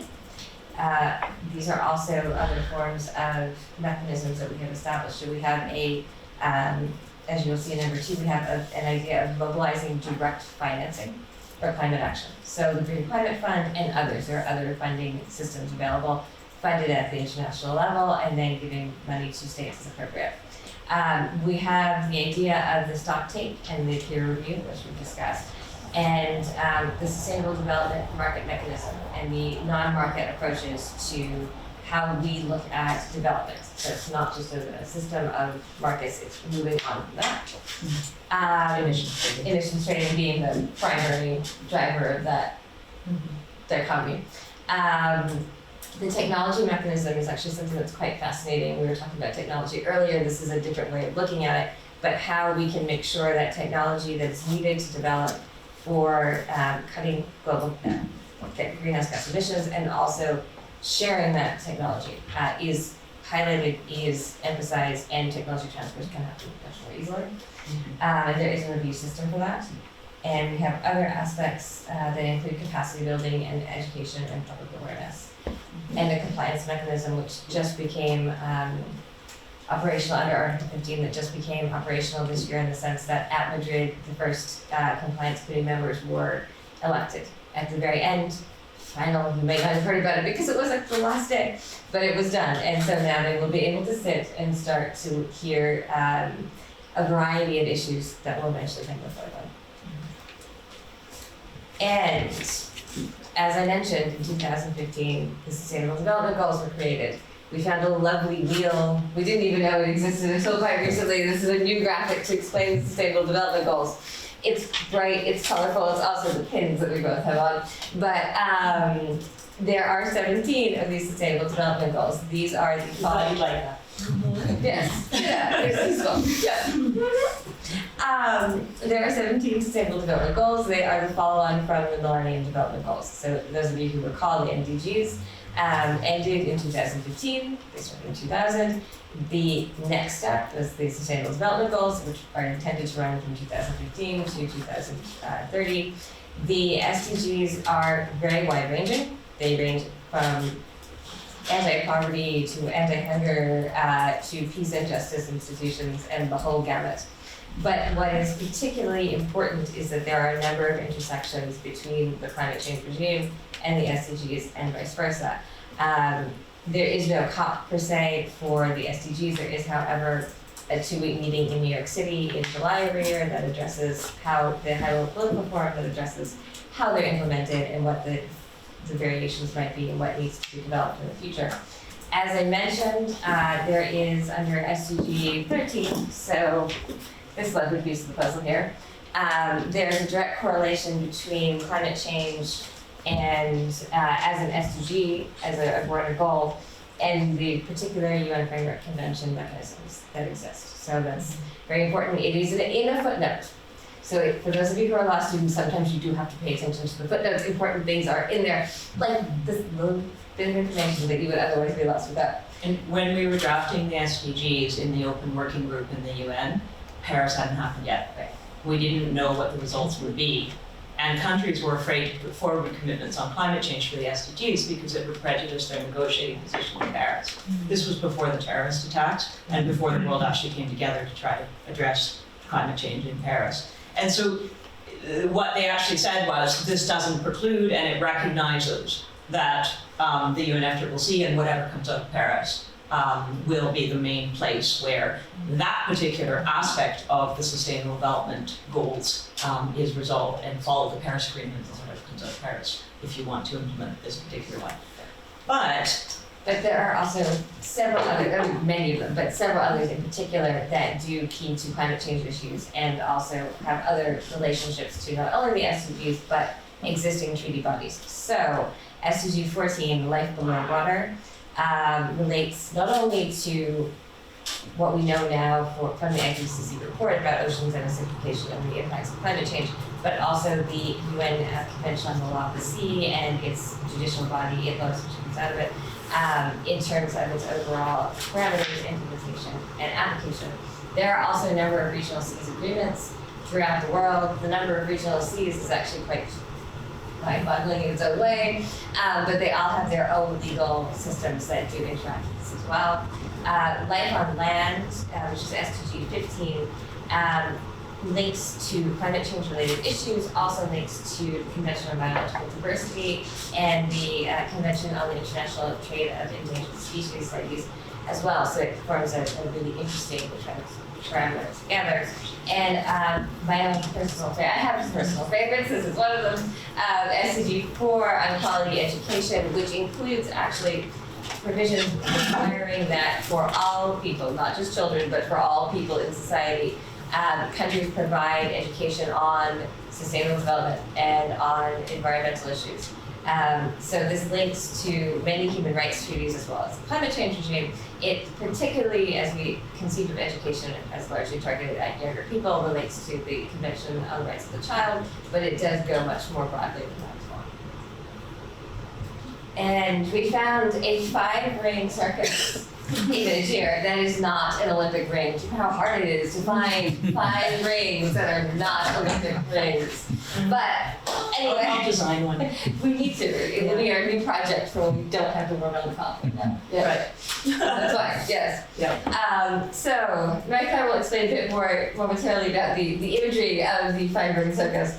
But these are our general outcomes from Madrid from the past several weeks. As I mentioned, the compliance committee members were selected, so this can move forward. There are many avenues of dialogue which remain open, and next year the COP will be in Glasgow. A number of issues, largely the pending points. So market and non-market instruments, and also the Warsaw International Mechanism on Loss of Damage. These are quite tense negotiations, and they have been continued on to Glasgow, so hopefully we'll have a bit more output from that. We'll find out. Hopefully we'll all be there next year to find out. Looking forward to seeing everybody. Yes, absolutely. Glasgow will be charted. It will.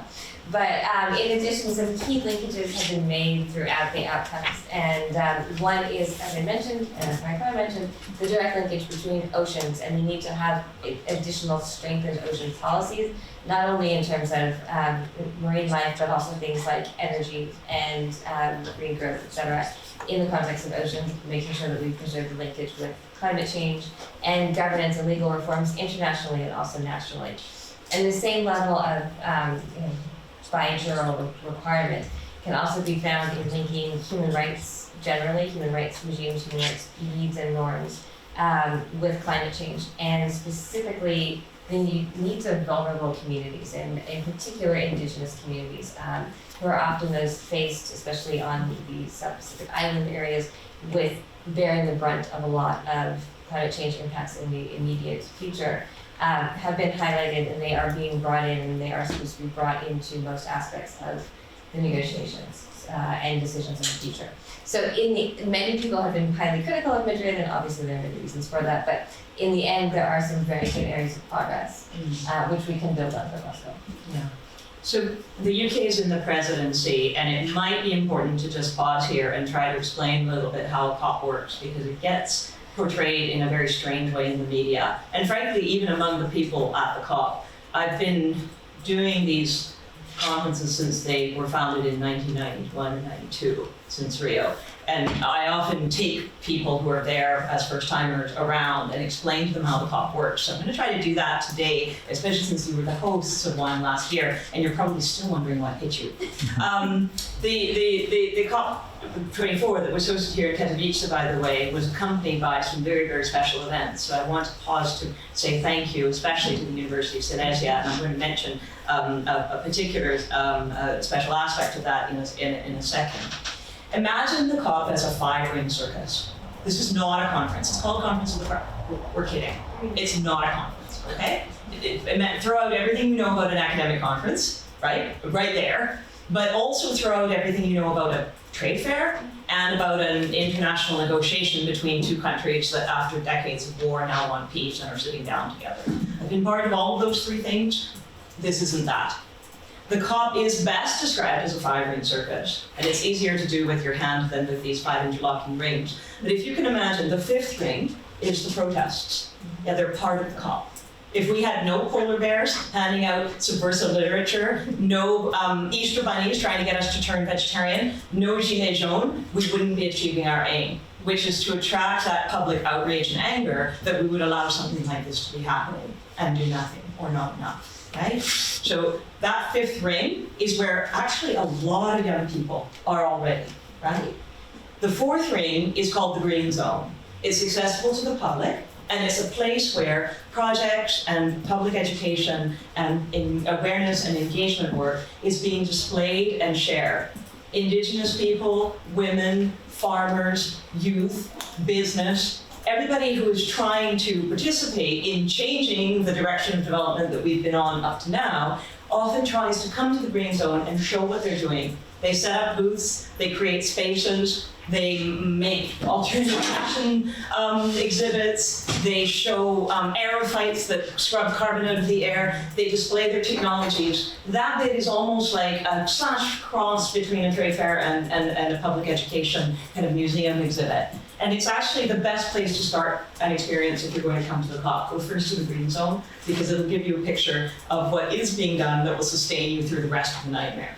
The 3rd ring is the pavilions, in which the scientific, the technical, and the legal experts are meeting to share their solutions, to share their problems, and to try to come up with better ways of doing things. And there's an entire program of what we call official side events or accredited COP events, Often what will happen is that there will be 1 or 2 day breaks in the negotiations when the 50 or 60 people who are there representing one country or another, and the 5,000 or 6,000 people who are there representing international organizations and other observers, basically aren't able to move forward because they're waiting for authorization from Capital City or some other event to occur. And what they'll do during those periods is that they'll look at the schedule of these technical events and they'll say, oh, okay, hopefully I can make it at least to the law one because I'm a lawyer. I'm also the Minister of Climate Change of Vanuatu, but I'm a lawyer and I would love to see what is being done because we might be wanting to adopt a climate law. Now, one of those, which I've been coordinating for the last, well, since 2005, since the COP was in Montreal, and I was at McGill with my institute, is Climate Law and Governance Initiative. And the Climate Law and Governance Day in particular, which was hosted by the University of Silesia last year here in Katowicach, is a meeting point of anything between 200 and 600 lawyers who have come to the negotiations and want to talk about how to implement what they're still moving and negotiating on. Okay? So that's just one example. The engineers have their own meeting, the city planners have their own meeting, the large business, the small business, the farmers, the women, they all have their own meetings as well. And they come and they present what they've actually discovered during the COP in order to be able to have interface and discussion with the government representatives. Over time, most government delegations have changed. They're no longer 60 or 80 professional negotiators. There are 60 or 80 people working on those exhibits and working on those actual technical areas where there's progress to be made in implementing the agreements. And there's maybe 5 or 6 negotiators who still cover the negotiations. Hold on to that point, it's important, okay? Your third ring of the circus, if you've got your technical and specialists and experts here, is directly connected to the second ring, which is our ministers. Yes, it is a meeting of countries as well, 190 odd countries. And heads of state or ministers represent their countries. They're accredited as representatives, and they have to come and make commitments. Now the problem with the poor ministers is that they're accustomed to being very important. And here they are in the United Nations, and they're one of 190 something, and they're just not that important anymore. And they're carrying their ego around, and they've got all these people following them going, yes sir, and nobody cares. It's really hard for them. I mean, okay, there are a few good ones, but the majority have become politicians and become ministers because they see themselves as someone who can be important, at least, in their own country. And here they are, and nobody cares. So in order to help them to feel more important, and to be able to be more engaged and not say, oh, these terrible climate change things, I'm not going to work on this anymore. We create pavilions for them. And they come and they go to their Canada pavilion and they go to their Bangladesh pavilion and they go to their, I was going to say US, but that's not fair. We had our room that I'm not talking about the ones that don't want to be recognized, they hide away in little country delegation offices. But the ones that have something to say, UK pavilion. Yeah, the UK pavilion, especially if we're about to take on the presidency next year, and we have to make a success of it. Or if, like Chile, we agreed to help Brazil out and host it ourselves, and then ended up with civil unrest that made it impossible and had to ask Madrid for help. Any of these pavilions will be subject to more scrutiny, more press attention, it's a very big circus ring. It has to be because, those egos, right? They take up half a room, and so you really need to have a lot of space for all of them to go into the same plate. But they're important. If the ministers don't come, you see, I told you. And when you and you're my witnesses. Okay, so we'll just this in an energy conservation atmosphere. Only daylight in midwinter. So the fifth ring is the negotiations. Now, I've served as senior legal counsel to various presidencies over the years. What happens inside the negotiations is understood by about probably 60 individuals. Every year we have a few new ones who actually understand what's being discussed, and we have a few really good ones who leave. We lost a lot of our Brazilian colleagues just recently. We won their loss. We didn't lose our US colleagues, and we're sort of, that's worse in a way, because there they are, but they're on the wrong side. and they know all our weaknesses and all our secrets. Our Saudi colleagues have been more or less constant the whole way through, and they have a really hard time when they're asked to co-chair something, because on one hand, their country doesn't want the negotiations to proceed. On the other hand, as professionals, they actually feel bound to helping to make whatever it is they're in charge of work. But those negotiations resulted in the Paris Agreement, and they resulted in the Katowicach outcomes, which are now the rule book from the Paris Agreement and how it's being implemented. And they are also resulting in that stock-taking, that global pledge and review that happens every 5 years according to the agreement. But remember what I said about the country delegations, right? You actually have only a few people who are still involved in negotiations coming to Madrid, for example. And the rest are actually involved in implementation. Some people see that as a shame, as a failure of the process. Countries aren't paying as much attention to negotiations as they should. Countries aren't investing as much in deciding whether a comma should be a semicolon or it should be a colon, or it really is okay as a comma. And after 3 days of arguing, they settle on it was okay as a comma. Those people will be in the media right now talking about Madrid. I'm not quite as convinced, because what I'm interested in the end, is actually the set of changes that are coming because of Paris, and the legal certainty that it gives governments to adopt the laws we need to implement the Paris Agreement. I'm going to go faster through these ones, so and then I'll hand it over to you, if that's all right. So I'm not going to give you a whole lot more text right now. It's in the presentation if you need it. But the commitments on mitigation touch on many different areas of domestic law, and it's here where we'll need practice. Because we've committed to progressive ambition, to ratcheting up our commitments for emissions reductions every 5 years, we actually need to be able to make changes and reduce emissions through all of the different sectors of our economies.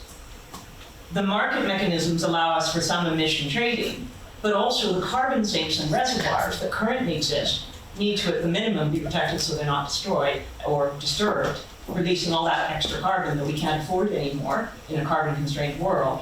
And also, actually, in some cases, enhanced so that they can munch up more emissions, if you will. Yeah? Similarly, the mitigation technology incentives, the kinds of subsidies that China gave their solar sector in the beginning and now don't need to because it's cheaper than many fossil fuels, need to be looked at. In terms of adaptation and resilience, each of the different mechanisms set up under Paris require changes in the law as well. I won't go into too many, but claims commissions are being set up in many of the countries that have already suffered loss and damage due to climate change. And while there may not be international liability yet, there certainly is at the domestic level. People can make claims in order to have their property restored if it's destroyed by climate change. And each country is setting up a different way to address that, including in some places, simply the courts. Similarly, there are commitments to human rights found in the preamble, but also in the actual structure in terms of equity of the Paris Agreement throughout. There's no longer this binary system between all developed countries and all developing countries, including least developed countries, including small island states, including countries like Haiti.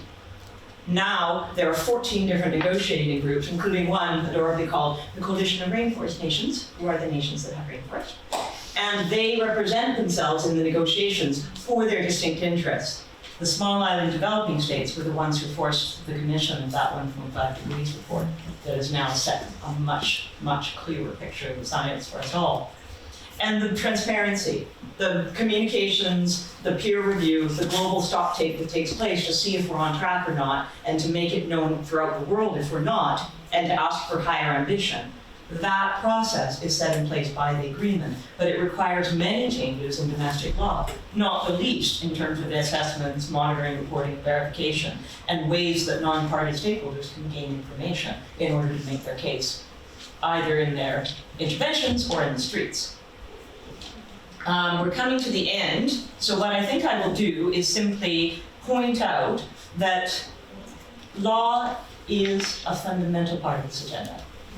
Our institute's study of the INDCs, the intended nationally determined contributions, that were registered with the UN Framework Convention in 2015, shows that out of 188 countries that registered their intentions, 156 are planning major legal and institutional reform in order to meet their commitments under the Paris Agreement.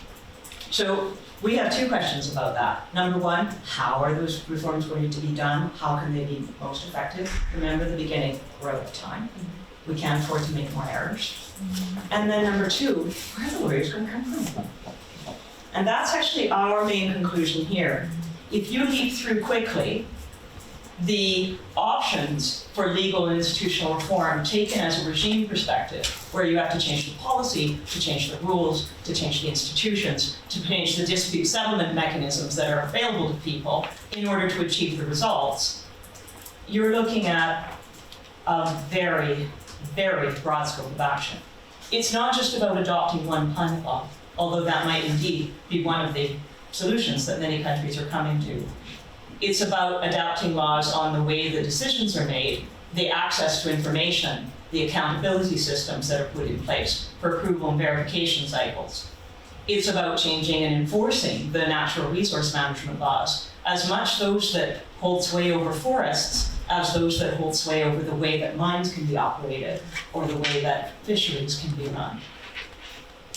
There is carbon stored on the bottom of the ocean. If you trawl it, you release the carbon. It means looking at ways to also take into account how impact assessments are done on projects and whether those laws are actually factoring in the climate change impact of a project. Not just its emissions, but also whether it contributes to or takes away from the resilience of the country. It also means changes to the capacity to contract. If you want to put in place a REDD+ system that actually purchases emission reductions from forest dwellers, who are you talking to in terms of who owns the land? What if it's the women that are working the land and only men have a right to actually see their name on the deed? In terms of adaptation and resilience, similarly, changes to construction codes are going to be crucial. Changes to water management systems, irrigation, and agricultural codes are already being made. What's the point in having an agricultural concession if the humidity of your country has moved 450,000 kilometers north? You're in charge of a tenure over what used to be a farm and is now desert. I won't even comment from a Canadian perspective on what it's like to sit on the northern border of a large country that's already seen one Dust Bowl in this century and one Great Depression. And no, we have water. They don't. We barely have a military. They do. We're nervous. We are nervous. I know you wouldn't hurt us. But I also know you're secretly British. Well, yes, I so secretly, yes, I Human rights protections in coastal zone management. How can you and how shouldn't you evacuate? What happens to disabled people? Are they left behind? And insurance as well. Uh-huh. In terms of finance, you can obviously understand as well that one small change to what a company has to actually assess as climate risk and disclose on the stock market could be the difference between a viable public offering of their shares and bankruptcy. That's going to need to be regulated. Don't need a Wild West for that one. But also sharing equitably the burdens of contracts and of benefits when you set up changes in land use planning. And ensuring that there's access to justice for people who are affected by climate change.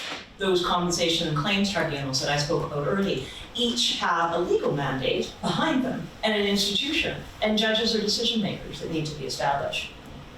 So what we're actually arguing here, and this is our last slide on the substance, is essentially that this involves all of us. One small change to the tax code in Vietnam made the difference between new carbon, new clean development mechanism technologies being actually trialed and adopted in 350 new projects versus no one wanting to invest because they had to pay a 35% surcharge on any investment in new technology. If we look through our tax codes in every country, I think we will find incentives for fossil fuel development. If we look through our investment promotion strategies for every country, I think we will still find incentives for oil and gas exploration. Start by looking at all of those laws that impact on climate change: mitigation, adaptation, finance. Find the ones that are turning us in the wrong direction and change them. If you can also adopt a climate change act with an independent scientific body that will advise your government on how to set its target, ideally that target will be binding on what will now then be decided by a parliament, but there aren't that many countries willing to do that yet. If you can find a way to increase access to information and transparency on climate change issues and on climate change information in advance of the setting of targets by your country, and those ministers bringing them to the UN and waiting to announce them in the Bangladesh pavilion, see if you can be able to make sure those rules are accessible to all, can be analyzed by scholars, can be subject to research, and, of course, can be reported in a way that is actually accountable. All of these pieces have to come together to change the direction of the world economy from what we've developed over the last 500 years, understandably not really being aware of the impacts of our actions, and what we know are now the impacts if we continue down this path, rather than turning ourselves toward the Sustainable Development Goals. The Paris Agreement doesn't say what everyone needs to do for every aspect of sustainable development. It says, don't destroy our planet while you're doing it. The Sustainable Development Goals, however, are backed by international law in all of the different areas, as Alexandra explained. They do give us a multilateral way to move forward in almost all of those 17 areas, 16 really, plus the partnership. And that is actually, in the end, what we would then challenge our legal community to help us with. We're very lucky. We have some leaders who are already helping. And in particular, I do want to highlight that just recently in Madrid, the first Global Leadership Awards were given out by the Climate Law and Governance Initiative Program Committee, which includes the General Councils of the World Bank and the EBRD and UNEP and others. And actually, the winners, in terms of a faculty of law and a university, were the University of Silesia for their work last year. So thank you. Congratulations.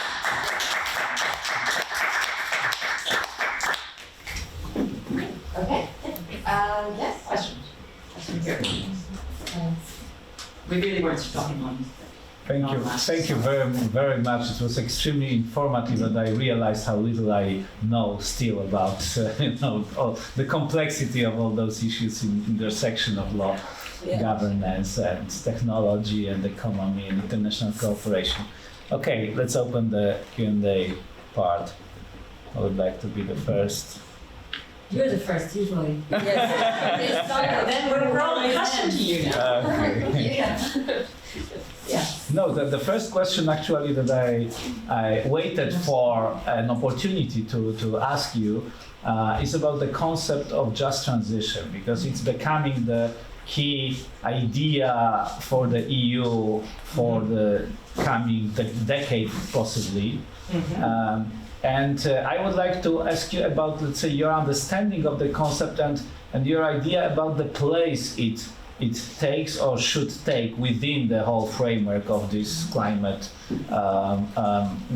legal regime, let's say, on the international and more local in the sense of European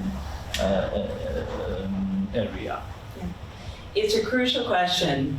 Our colleague gave us some personal background. I won't go into the same detail that he did, but I will flag that Canada includes Alberta. Sometimes people accidentally say Angola, but it's actually Alberta. And it's a province where the tar sands have been subject to government subsidies, investment, now Chinese and other investors, because many, including Shell, won't even touch them. And those oil sands developments are going through the same kinds of questions of just transition as other industries. But actually, oil isn't Canada's first natural resource that we just grabbed and raped and exploited and dug out of the ground and throw to everybody, and with all the attendant lack of regulation and investment coming in from we're not really sure where, and we're a bit worried about them. We also had a very strong forest industry about 20 years ago. And our forest industry was cutting down the ancient temperate rainforests faster than Brazil and selling the wood abroad. Actually, the Japanese were particularly brilliant. They used to buy our entire 2,000-year-old tree trunks, sail them across to Japan, and sink them into lakes where the wood would be kept until we had cut down all of our forests and then it would be worth a lot more. Yeah, they're starting to sell them back to us now. Yeah. So we looked at those concessions that were made, and we looked at a dying industry, and it was dying. And we said, how do we ensure a just transition? Because all of those workers, we hadn't been talking about job creation for 10 years when I ran into this issue growing up in British Columbia. We were talking about avoiding job loss. There wasn't any new job. Nobody wanted to work in the forest industry if they were young and coming out. They knew it was the end of that industry, obsolete. But what do you do about the people who are already in it? Who left in maybe grade 10 without even finishing their high school and expect six-figure incomes to maintain their mortgage, their truck, their lifestyle, their yacht. And those people were part of the decision-making of the same province that owned the government that made the decisions about how forest concessions were given out. Okay, admittedly, our forest ministers had gone to jail for 3 years because they had been caught corrupt. Anyway, but the forest concessions had to be respected, rule of law. And so what we found was that it wasn't actually a great desire to work out in the logging industry and have trees being dropped on you that are 2,000, they're heavy. By the time they're 2,000 years old, those are heavy trees. No, it wasn't actually that they wanted to stand up to their kids in the breakfast table in the morning saying, why are you doing this? You're killing ancient forests just like Brazil. How can you work in this industry anymore, Papa? They actually, all they wanted was an out. Something else they could do that would respect their skills, respect their experience, respect what they could still give to an economy, but not forests. And so in British Columbia, they put together a forest renewal strategy, which was about providing jobs for those workers, but also about ensuring that they could reinvest in their own skills development to do something else besides that. As you know, probably, the center of the forest industry was Vancouver. Does anyone still think of Vancouver as the center of a forest industry? No. It does have one of the highest qualities of life in the world, and it keeps winning all these global happiness indices type things. And it does have a flourishing technology industry, a flourishing film industry, and a whole bunch of yoga teachers, as well as many other things. But it's no longer a forest industry center. And I think if we talk about just transition, we need to, as lawyers, be willing to look at least three things. The first and the most important, and something that I'm not qualified to look at, but I understand you might have some people who are, is those labor contracts. Because if the labor law on all of those contracts of all of those industry workers, and I'm talking about the young people who went out to Alberta, Angola, and agreed to do, oil and gas development, if those contracts say, if our industry is canceled due to climate change, you pay, not me. I'm just the company that got all the profits. I don't owe you anything. That's a problem. Those labor contracts are key. The second thing we need to look at is what kind of retraining, what kind of economic alternatives can be offered. I don't know what it's like in some places, but certainly in Fort McMurray, in the north of Alberta, that is not a good lifestyle. You have groups of 8, sometimes 15 young men who come from all over Canada. They are sleeping for 8 hours in a flat, and then they go back out to the oil fields, and another 8 come and sleep in the same beds for another 8 hours. The expensive property with the oil fields development and the infrastructure that didn't keep up is so bad that they're actually sharing 16 people in a flat with 8 beds. This is what that kind of development led us to. We won't even mention some of the other effects, but it's not a healthy lifestyle. And so what could we offer them? In high tech, many of them are very well qualified engineers, or in other industries that could make the transition just, fair, where they're not bearing the burden of decisions that were made in New York or in London. And then the third issue, and it's going to be a tricky one, comes back to our judges, because there needs to be dispute settlement in these cases. Investment law dispute settlement, labor tribunal dispute settlement, compensation and claims commissions. The world, it's not the first time we've seen this. We do have compensation and claims commissions that we've set up for far worse circumstances than the loss of an industry like forests or, the subsidies that paid for our oil sands or any other industry that might be relevant. But I think it is very important to make sure there is access to justice for people who feel that their case has been taken unfairly. And they need to have a chance to make their case and to have it decided by someone neutral and impartial and independent, particularly if you're looking at very, very large industries that have made billions in profits and a small worker or a manager or a town or a group, right? You know, oddly enough, what brought down the cigarette industry was a group of airline stewardesses who'd gotten cancer because they'd been forced to be locked in a tube full of smoke for 11-hour flights across one country. So if they had not been able to access a court, that entire transition might have gone a very different way. We're not at the end of it yet, obviously. So I do think it's important, if I'm going to be working on the just transition, for example, to at least take into account those aspects. And it's interdisciplinary. It brings in labor and human resources and business management. It also brings in investment, and it also brings in, well, yeah, lawyers, right?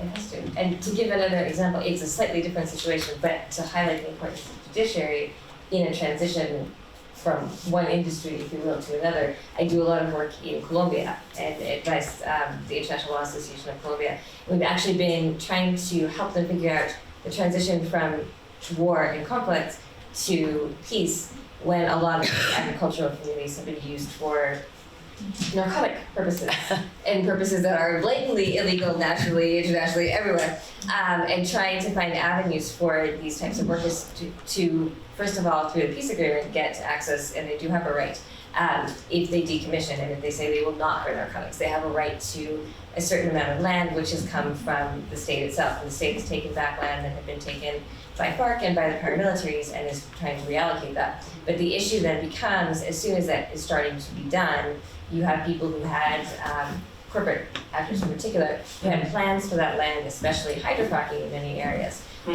who now have that land being taken away from them by the government for the process of peace.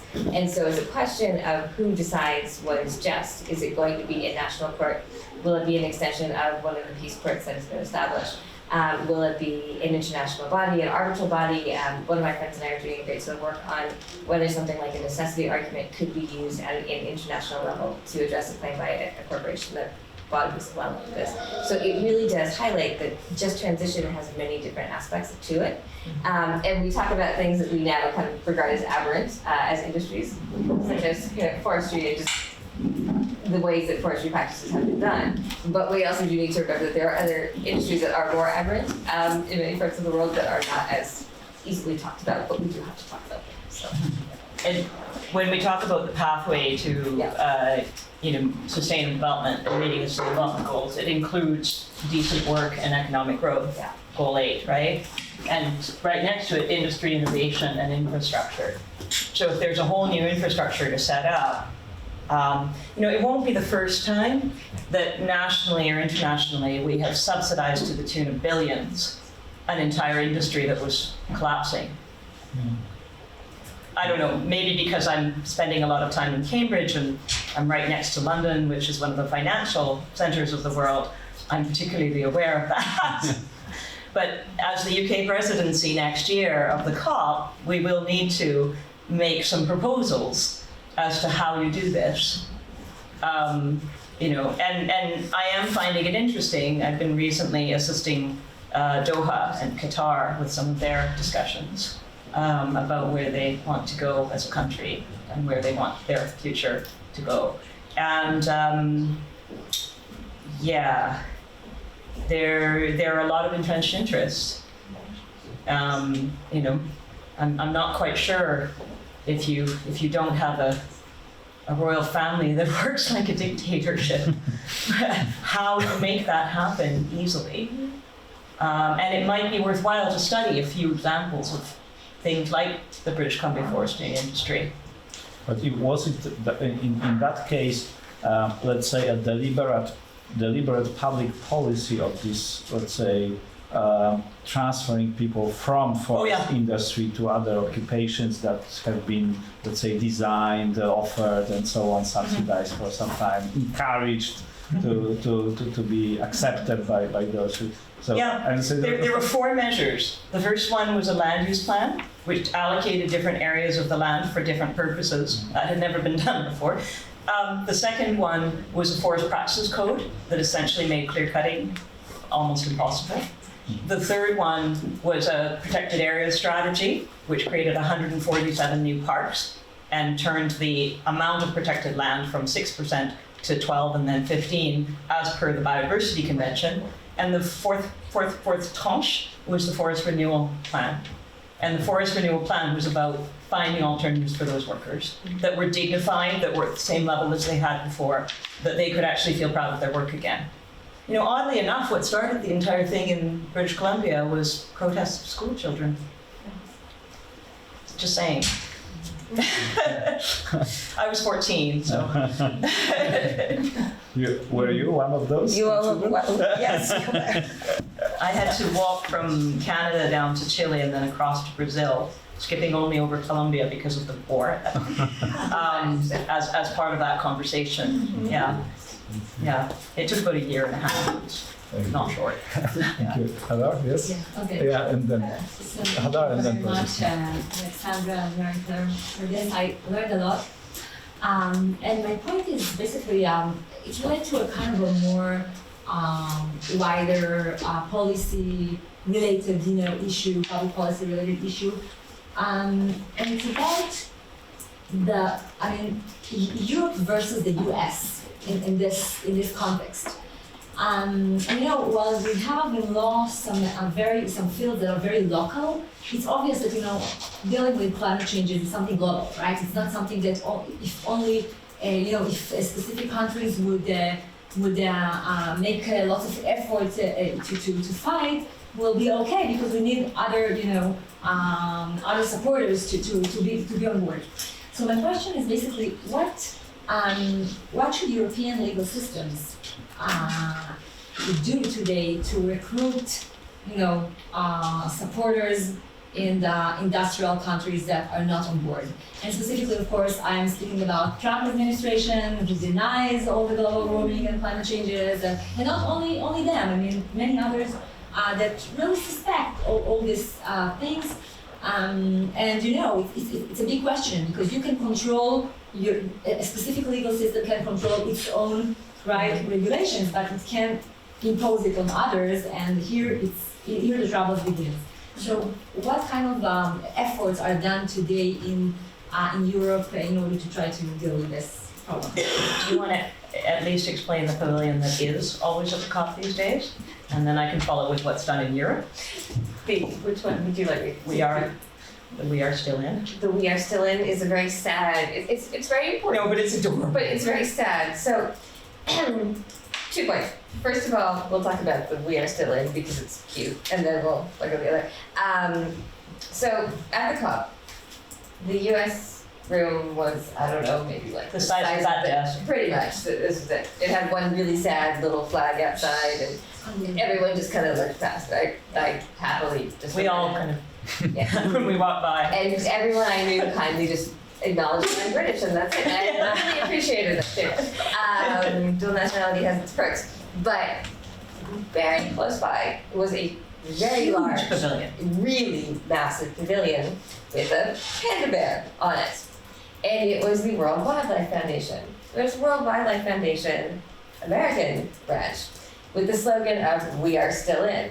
And all during the COP, it held many events, packed events. The state governments, California, New York, Washington, Oregon, all of the other state governments that have most of the power at the subnational level over most of the decisions that need to be taken, such as public procurement, were in that We Are Still In pavilion, along with the tribal governments of the indigenous people, the Dakota Sioux, and the people from the Nuu-chah-nulth who are in the northeastern part of Washington and Oregon. It was quite extraordinary, actually. It was. Yeah. I mean, it was a joke, but it also wasn't a joke. And it does show how certainly civil society groups within an organization, within a state, can really function in a way that often other political actors cannot. At the same time, something from the US to bear in mind is that, as Berkley mentioned, there are a number of very powerful states that are much more proactive on environment.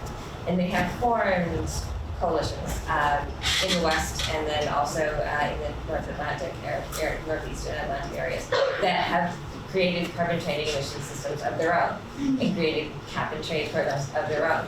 So it's a way to certainly undermine the national policy, when the national policy is something that's really quite ineffective or just refuses to cooperate, is what we all know, we all admit. But is it at a universal level? No, but it is a very important step, and it's a very strong step. And we actually see this in Canada as well. Part of one of our presentations on the UK Pavilion talked about that, and how Canada also does not have a national policy on net zero, for example, but it does have many provincial policies. So in a larger system like that, and even in a smaller state system, it does have. I know it does now. Now it does. Yeah. At the time, I was informed last week. I know. By the minister. We now do, but it is also important to recognize that, at least in terms of Europe, you know, the more you engage with the U.S. foreign policy, the more you have to engage with the White House, because they're the ones in our current imperfect, but it's the only one we've got, UN system, who speak for the U.S. as a whole, right? If instead Germany engages directly with California, especially, for example, the state of, I don't know, Bavaria decides to engage with California, and California engages with British Columbia. This is called the subnational authorities in the Paris Agreement, and it's seen as part of the action. And it might be a stronger way to go. Right. Certainly while we're in Glasgow, Scotland, we are going to be talking about that a great deal. And it's going to be quite important, because that's where some of the most crucial decisions about forest policy, about energy policy, about agriculture policy, about even education and health in many countries are actually made. Leading by example might also be a good idea. Yeah. You know, rather than wasting time discussing things with somebody who's taken a political decision.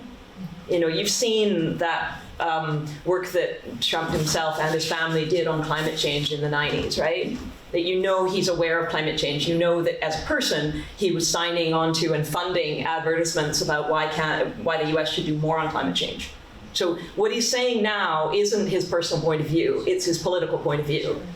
Do you want to pollute yourself in the conversation with that? I don't know. I saw this wonderful meme yesterday. Sorry, but I'm very much in public awareness mode and not as much in straight law mode at the moment, ever since Madrid. But I saw a wonderful meme which has two pictures of Trump and Greta Thunberg, and the top of it, you might have seen it, says one of these is a child who has no understanding of science and should not be given a platform.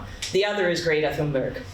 and that is something that I would think about as Europeans. The European climate change strategy was announced last week in Madrid. We've seen several countries, including France and Germany, taking on new climate laws. We've seen some countries starting to play with or even adopt the idea of going carbon negative. So starting to work on the removal, not just on the going neutral. And that might be more the leading by example that I would advocate, rather than allowing yourself to get dragged backward. I hear the UK is going to be in discussions with the US soon, so I wouldn't do that to Europe. No. I'm not that familiar with numbers in terms of, you know, how much each one of the European countries is a polluter, you know, is a big polluter. But when you look at the US, I mean, one of the problems is that this is the most polluting country in the world. Mm-hmm. And, you know, the question is if it's enough that many European countries would be on board when the biggest polluter, you know, is just out of the picture. I agree, but I wouldn't make that argument, because then I would be taking on Brazil, then I would be taking on China, then I would be taking on India, and that's where my commitment to justice goes up against my environmental concerns. Yes, and frankly, China, justice wins. But you know, some say that even China, of course China is, you know, many Chinese employees and workers, they work there, but who use them? Americans. So it's again, you know, like but also, I mean, don't let yourself fall too much into that trap. We dealt with it in the climate negotiations right before and after Kyoto, and it's the reason Kyoto failed actually. Yeah. You know, if we actually look at per capita emissions, the Chinese picture is very different. All of those wonderful diagrams we show with China going off the charts and the US kind of stabling along there and Europe going slowly down, they aren't per capita. If you look at per capita, or even you just put it on an actual, from the floor to the ceiling, you find that, the Chinese emissions are growing. The US was already up here, and they're still up here. And we're still not at per capita. And so before we start saying, you as a unit are generating this many emissions, you as a unit are generating these others, what might be easier to say is, where can you change? What laws and regulations would make it easier? How do we as law faculties train the lawyers, do the research to try to make it faster as well as easier, right? Because law can, in the end, shape societies. For many of us who believe in rule of law, it's the only thing that should. And if you look at it in that light, where we didn't understand maybe, the impacts of fossil fuel-led growth and development for many years, we do now. So how do we change? How do we go from the 4 degrees worldwide to the 1.5? And then you start to see opportunities everywhere, right? But it does require sort of not doing as much sort of what's each individual Chinese person doing, because that's sort of what our sub-Saharan African friends have been doing, and also, understandably, our colleagues from the small island states, all 40 of them, that are going to lose their entire national territory at 2 degrees. And it hasn't, because you need the actors that are doing something wrong to change, unless we're going to kill them all, which isn't really the right way to go about things. We do have rules about that sort of thing. Yeah. Thank you. I have a question concerning your private opinion about the current climate policy. What words best describe the current climate policy? William Nordhaus, American economist, said that climate policy is ineffective without effective mechanism. Paul Ehrlich, a British ecologist, said complete failure. Naomi Klein said climate deadlock. Bruno Latour, French philosopher, total inertia. Do you agree with this? Which of these words best describe the current policy, climate policy? If you agree, do you believe that the situation will change in the future? Because according to this author, and I agree totally with them, it's a completely disaster, the climate policy, till now. Which policy are you looking at? We're lawyers, so we look at the jurisdiction. Are we looking at the loose global negotiations that can be done very, very slowly at the world level? Are we looking at what Canada's doing? Are we looking at what Vanuatu is doing? Are we looking at what Poland is doing? Global climate policy. Okay. The results of there, I've had discussions with Naomi about this. I do not agree with her, I'm afraid.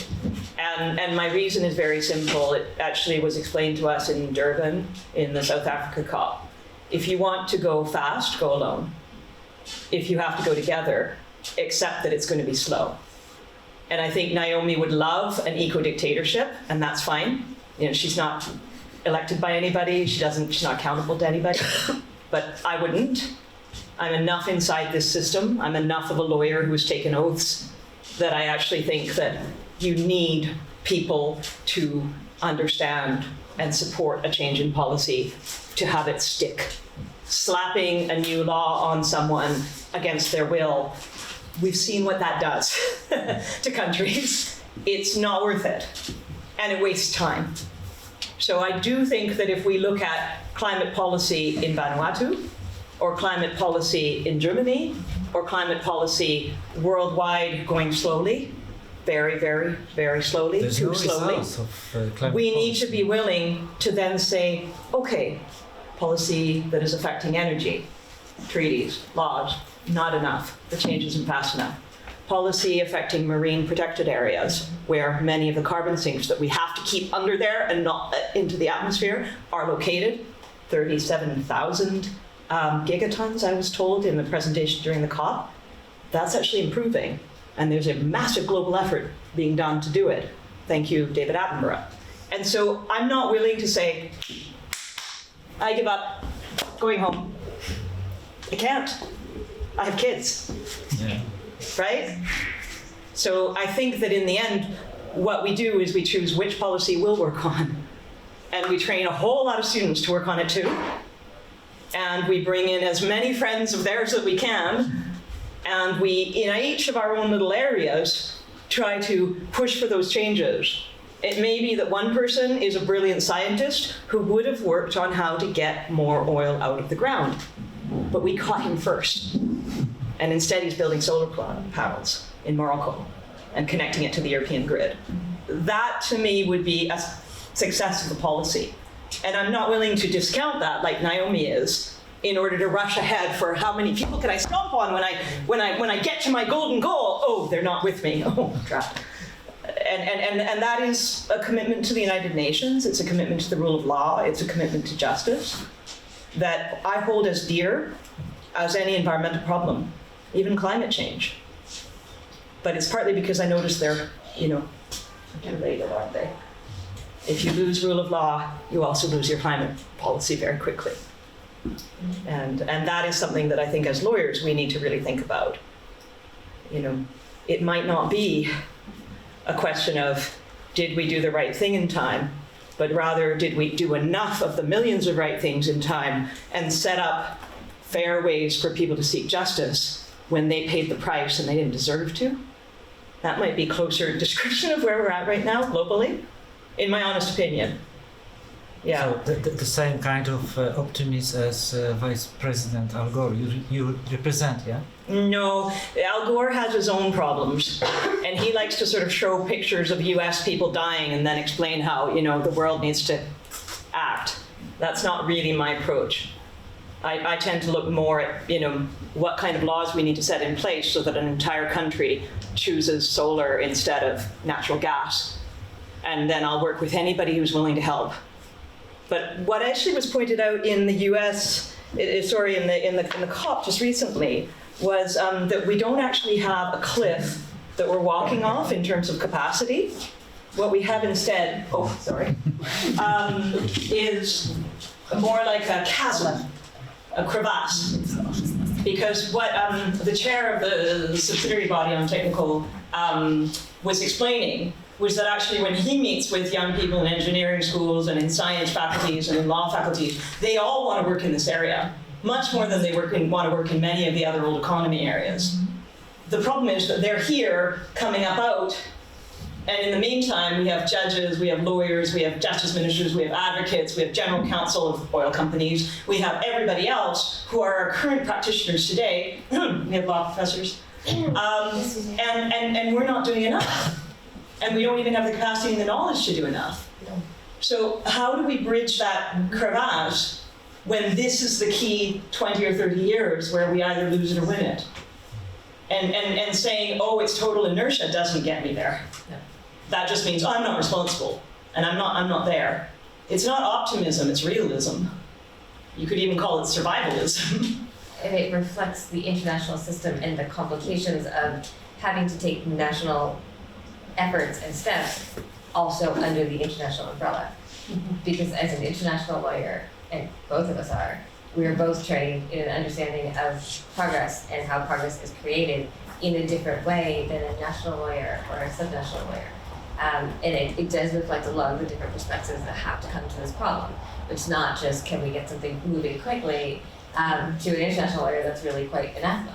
Well, it's hard because slowly. You've met with so many of these governments who only have 3 people in the whole department, and you sort of think you're going to sign that commitment and actually make it happen in your country. And that is part of the weakness of the whole system. It's not set up to make policy change easy. The question is where are you within that? A lot of people are on the streets, and as I said, that's the 5th ring. I don't consider them to be not valuable. The contrary, actually. So, any more questions? Yes. I have one question. I hope it's not a lot. What caught my attention in your presentation it was inclusiveness in agricultural law.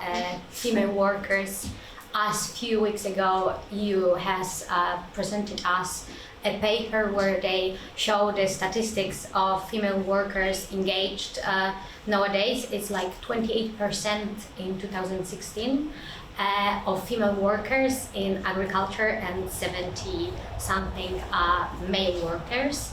And the precise statistics, and it seems the female workers present differ more sustainable approach to nowadays changes.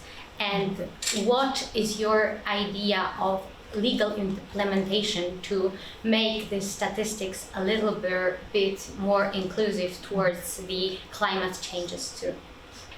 You were saying some kind of worker and some other kind of worker, and I couldn't catch the word.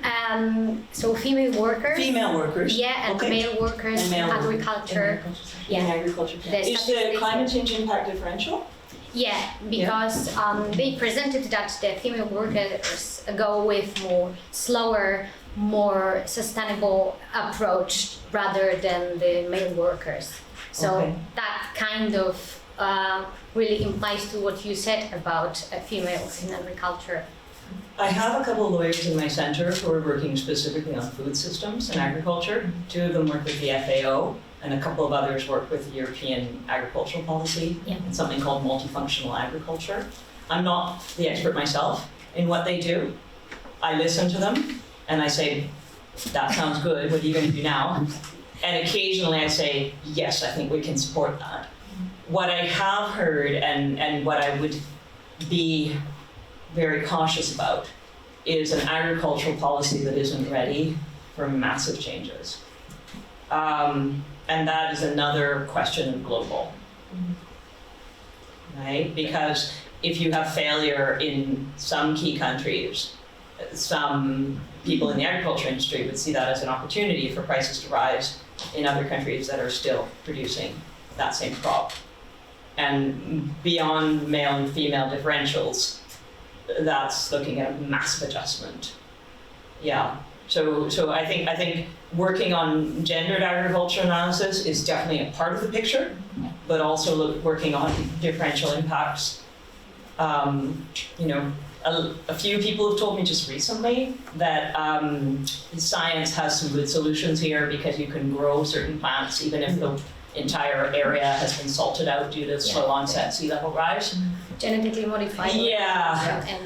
I'm very nervous about saying anything about that without having seen a lot more studies. Yeah. But I do think that is a space where you can look at intersections with the Sustainable Development Goals and with how aspects of gender equality and participation in public settings and providing information that is then heard in different settings and educational opportunities that allow for gender understanding or male and female understanding can be a useful tool as well. So just remember that there are multiple options for this type of analysis. It's not just one or the other. You can find multiple international names. Yeah.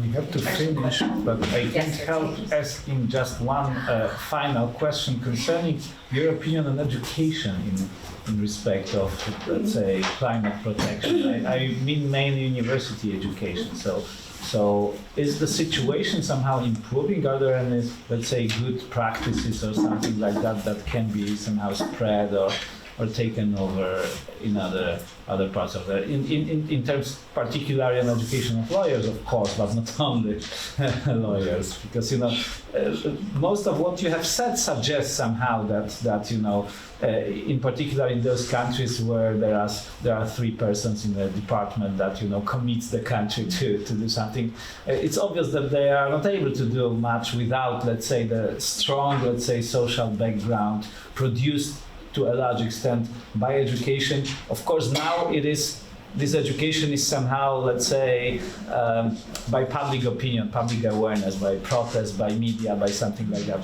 But I mean something more, let's say, systemic and concrete, like knowledge about what to do, rather than the general awareness that we have a problem and we should press our governments to behave more. Actually, usually when I talk about that, because I have obviously, as part of as executive secretary to the Climate Law and Governance Initiative with all of those consortium of partners, I have a few ideas that our partners have brought to our attention, including the International Development Law Organization that does a lot of work to help countries that are newly independent to discover to establish their new justice system, their courts, their prisons, the whole structure. But I usually use criminal law as my example, actually. I think criminal law, as much as it is suffering and is needing to reform, is established as a very, very powerful discipline. And there are many, many young people going into that area, learning the skills necessary and practicing. I'm not seeing that yet, not just for climate change or climate law, but all of these, 16 goals and the partnership. So I think there's a huge space here that could be filled, not just by all faculties, although we need to be teaching these things and making the link. Because if you look at the SDGs as a development pathway, that's actually the names of most of the ministries spending government. I mean, a good one. They should have an education ministry, they should have a health ministry, they should have, hopefully, people working on, oceans if they're on a coast state. This is the sign. Yeah, it's sending us a sign. But you would also need to then have bar associations with committees on climate law. You would need to have judicial training institutes with training programs on how you deal with climate law in your classroom. I've set up a few of these training programs for judges in different countries, including Canada, and there are particular problems when you're dealing with a climate change issue that don't often come up in, say, a constitutional law or a tax law setting. You would also need a component addressing climate change in courses that are dealing with the technical skills that are needed to make those instruments work. And I am going to pick on tax law, because a lot of the carbon taxes are set up by environmental lawyers. And I mean, I love them to bits, they're my friends, but they're not good at tax law. I would really much rather have a really good tax lawyer, or someone who specializes in public procurement, who knows the ins and outs and exactly how to make a public procurement system work in a way that is transparent and fair, and also includes climate change considerations, than having someone who their only specialization is knowing that the planet is dying. And that, I guess, is my bias toward people who are experts working on complex problems and trying to find solutions, and people who have spent some time getting trained themselves, training others. And that's a luxury. It's not possible in most countries of the world, but it is still something to aim for. So I think our law faculties, our bar associations, our judicial institutes, our government departments, that is where all of these changes are going to come just within our disciplines. And of course, each other discipline has something to offer. Did you know that Cambridge right now teaches the combustion engine to its first, second, and third year engineering students? By the end of their third year of their tri-post, they know every piece of a combustion engine for fossil fuels. They learn about solar power in one optional class in year 4. That is disgraceful, to quote our Vice Chancellor. But to change it, we need all those professors who are actually teaching and setting the curriculum in the engineering department, right? So yeah. A lot of work to do. Thank you very, very much.